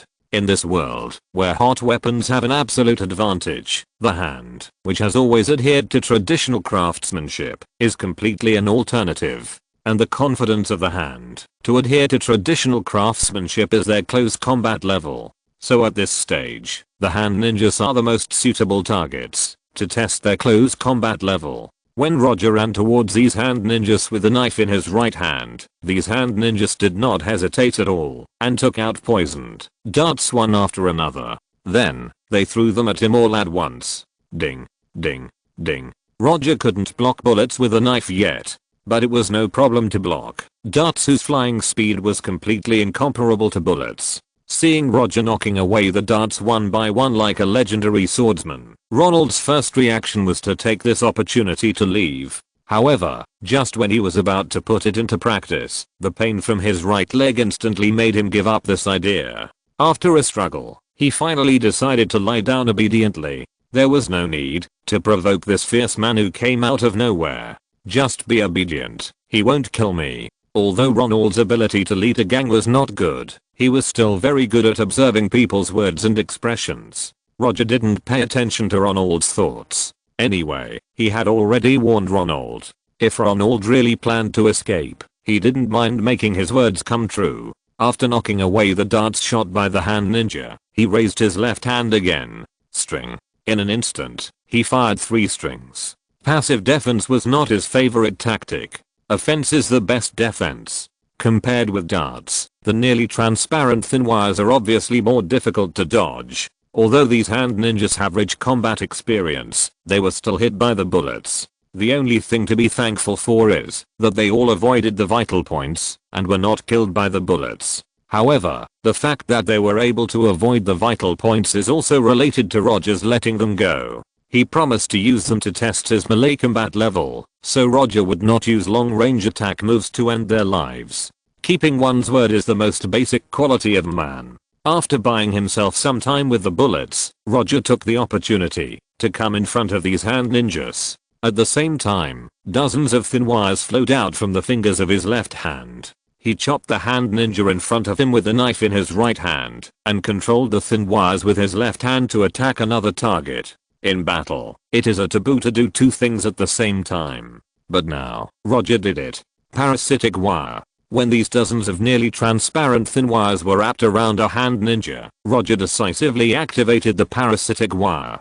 To be precise, it was not activated, but the parasite line was controlled. Under his control, the Shugoke ninja turned around instantly, raised the samurai sword, and slashed at his companion. The situation of 1 vs 5 instantly became 2 vs 4. The greatest role of the parasite line in the battle has never been to actively attack the enemy, but to control the enemy's companions to attack the enemy. If there is anything more fulfilling than defeating the enemy, it is to defeat the enemy with the enemy's companions. This is not a dignified tactic, but it is a tactic that makes people feel very happy. As long as you are not an absolutely cold-blooded machine, you will have some concerns about attacking your companions. And this concern will bring unconsciously holding back. However, the target controlled by the parasite line will not have such concerns. The rise and fall of one is the dividing line between life and death. The reason why Roger listed the parasite line as one of the moves that must be practiced in the early stage is not only the effect of the parasite line itself and his own preferences, but more importantly, the parasite line is the only move that has both attack form and attack heart effects. With the help of the parasitic thread, Roger easily resolved the absolute advantage of the hand ninja in numbers. He gradually took control of the initiative of the battle. After knocking the hand ninja's katana away with a knife, Roger did not hesitate at all and directly inserted the wire knife into his heart, watching him turn into dust in front of him.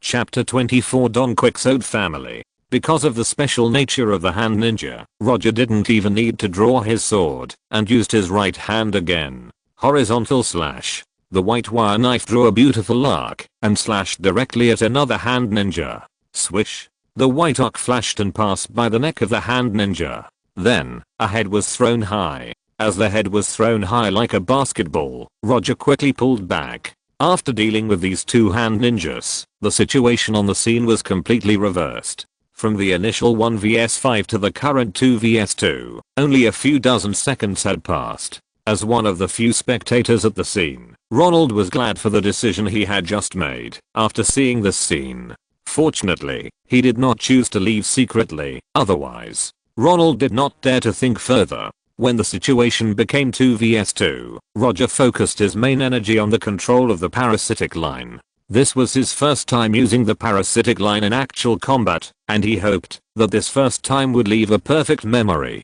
Ding ding ding. When he put his main energy into controlling the parasitic line, the hand ninja controlled by the parasitic line showed a strength far beyond the previous one.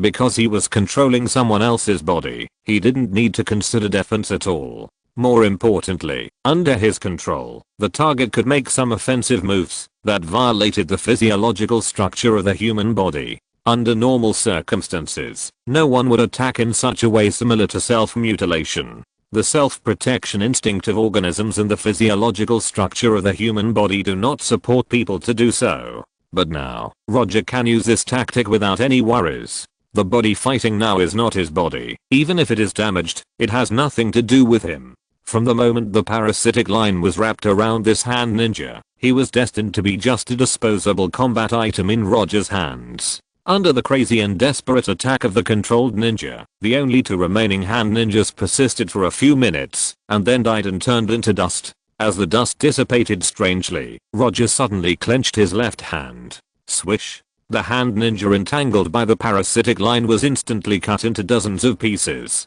Done. Job done. At this point, all 6 hand ninjas protecting Ronald were killed. After dealing with these hand ninjas who were not in the original plan, Roger turned around and looked at the 3 stunned white men. Then, he walked towards carry Ronald who was still lying on the ground. So that's how it is. You handed over the smuggling channel to the hand, and then you got the support of the hand. Yes, this is a good deal. Sitting on the sofa that originally belonged to Ronald, Roger took a puff of the Cuban cigar in his hand and said slowly. After realizing that Roger was not an ordinary person, Ronald decisively gave up the idea of resistance and became a good boy who answered all questions. It is not shameful to give in. When you know that you can't beat the other party, it is stupid to rush forward without thinking. They all took the initiative to come to me, and I just did a favor. Ronald answered with a flattering face. We'll talk about the hand later. Let's first deal with the matter you asked someone to look for me.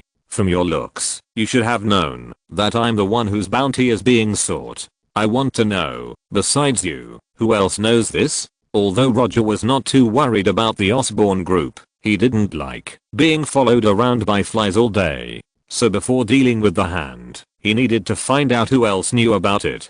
Jason. Jason's guys also know about it, the guys you taught a lesson to before. Ronald quickly replied. Only them? Yes, only them. No, not just them. The people around me also know about it. After saying that, Ronald pointed to the 3 white guys standing behind him.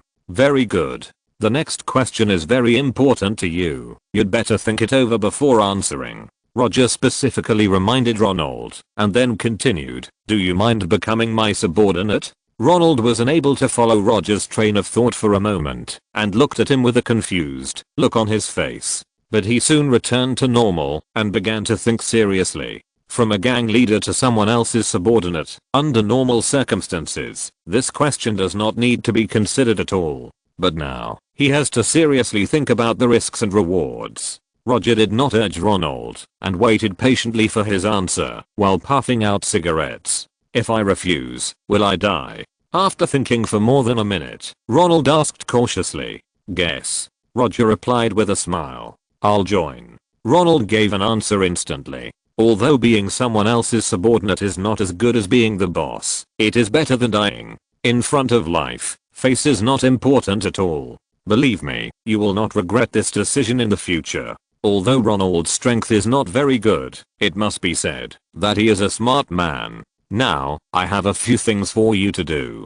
Just tell me. Ronald immediately adapted to his new identity and said respectfully. First, beat up Jason's guys. You don't have to beat them to death. Just let them stay in the hospital for a few months. Roger thought he would only meet Jason's guys once, but he didn't expect that they would pop up again after just a few days. In this case, let's give them another unforgettable memory. No problem. This is very simple. Then, kick out all the niggers in your gang. I don't like niggers. As for the problem of manpower, find some new ones who can fight. Remember, no niggers. Hearing this, Ronald's face suddenly became a little ugly, because he was the nigger Roger mentioned. Okay. Although he didn't know what Roger wanted to do, he still agreed. Finally, this is the most important thing.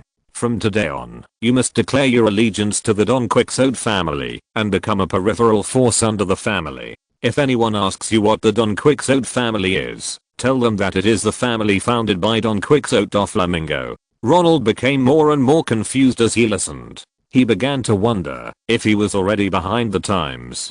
Don Quixote Doflamingo? He just couldn't connect the Chinese looking Roger with this name. That's all for now. If there's anything else I need you to do in the future, I'll tell you. By the way, let me remind you that you have to call me young master in the future. Do you understand? Chapter 25 Encounter. When he left Chinatown, Roger had no intention of forming a power, but after receiving the second bounty mission given by the system, he changed his mind. The reason was simple. After killing the 5 fingers of the hand, he planned to take over the hand without a leader. Although the reputation of the hand was not very good, and the ninjas within the organization were a little paranoid and crazy, but it cannot be denied that these style ninjas of the hand were a group of good workers. Anyway, he did not plan to be a superhero, and whether the hand had a bad reputation was not important to him at all. Call you young master? Ronald was now completely unable to keep up with Roger's thoughts. Yes, young master. After taking another puff of the Cuban cigar in his hand, Roger directly threw away the master level cigar that Ronald was said to have bought at a high price. After stamping out the thrown cigar, he stood up and left the abandoned building without looking back. Everything that should be ordered has been ordered. As for whether Ronald will follow his orders, that is Ronald's own business. He never expected Ronald to be loyal to him. The kind of scene where a tiger's body trembles and others bow down to him can only happen in online novels. And it's those third-rate online novels with not very good results. For Roger, he only needs to make sure that he has the strength to crush Ronald at any time, and he doesn't need to worry about other things. Ronald is a smart man, and smart people often cherish their lives more. Queens. After leaving Ronald's base, Roger took a taxi back to the vicinity of Forest Hills building. However, after returning to the vicinity of the building, he did not take the elevator home like other residents, but shot out a silk thread to the roof of a shorter building next to it. Then, like Spider-Man, he shot a silk thread towards the top floor of the building where he lived, and swung the silk thread into the large window that was specially opened. After he rented this place, he decided on this special way to go home. Of course, if he brought a girl home, he would still take the elevator up like an ordinary person. This abnormal way of going home is limited to when he is alone or doing something special. The night passed in a flash. The next morning, after having a Chinese breakfast for 7 people at a Chinese restaurant outside, Roger drove his newly bought Porsche 911 towards Mount Sinai Hospital. In addition to renting a house, this latest Porsche 911 is his biggest expense recently. However, buying a car in America is much cheaper than buying a flower-growing country, so the total cost of buying this 911 is only more than $100,000.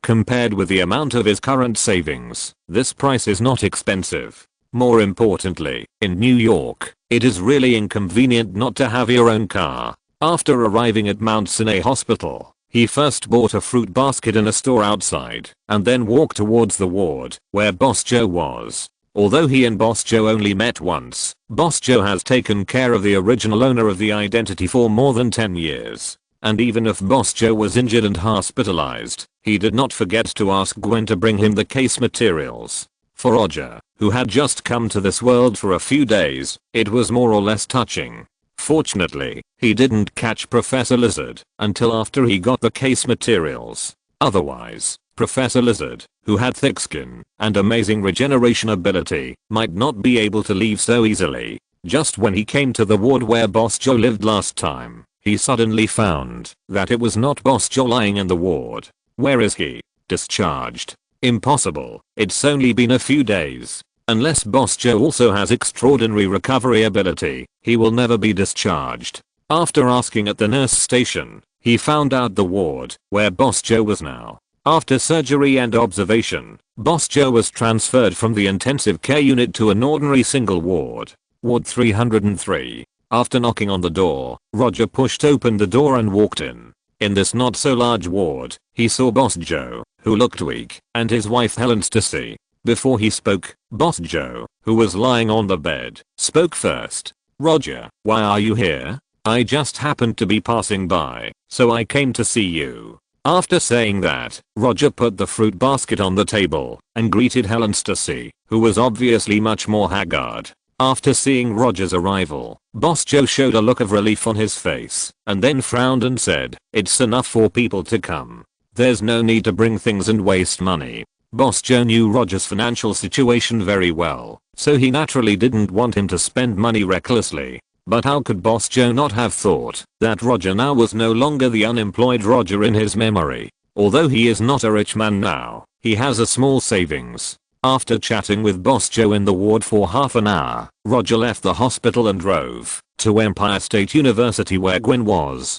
Coming to see Gwen was not his plan, but Boss Joe's request. I don't know whether Boss Joe knew about the relationship between the former Roger and his daughter, or he just wanted them to have a good chat. He took the initiative to call Gwen and asked Gwen to wait for Roger at school. In order to meet the patient's wish, he could only drive to see Gwen, who was most likely to see through his identity. Roger is now also very troubled by this Spider-Woman who has a close relationship with the original owner of the identity. If he keeps avoiding her, he might be able to see something. And once Gwen sees something, then things will not end so well. But the problem is, if he meets Gwen too many times, he can't guarantee that he won't see something. There will be risks if he meets her. There will also be risks if he doesn't meet her. Since there are risks, it's better to take the initiative. Anyway, Gwen is a beautiful woman with outstanding figure and appearance. And meeting a beautiful woman can make you feel happy.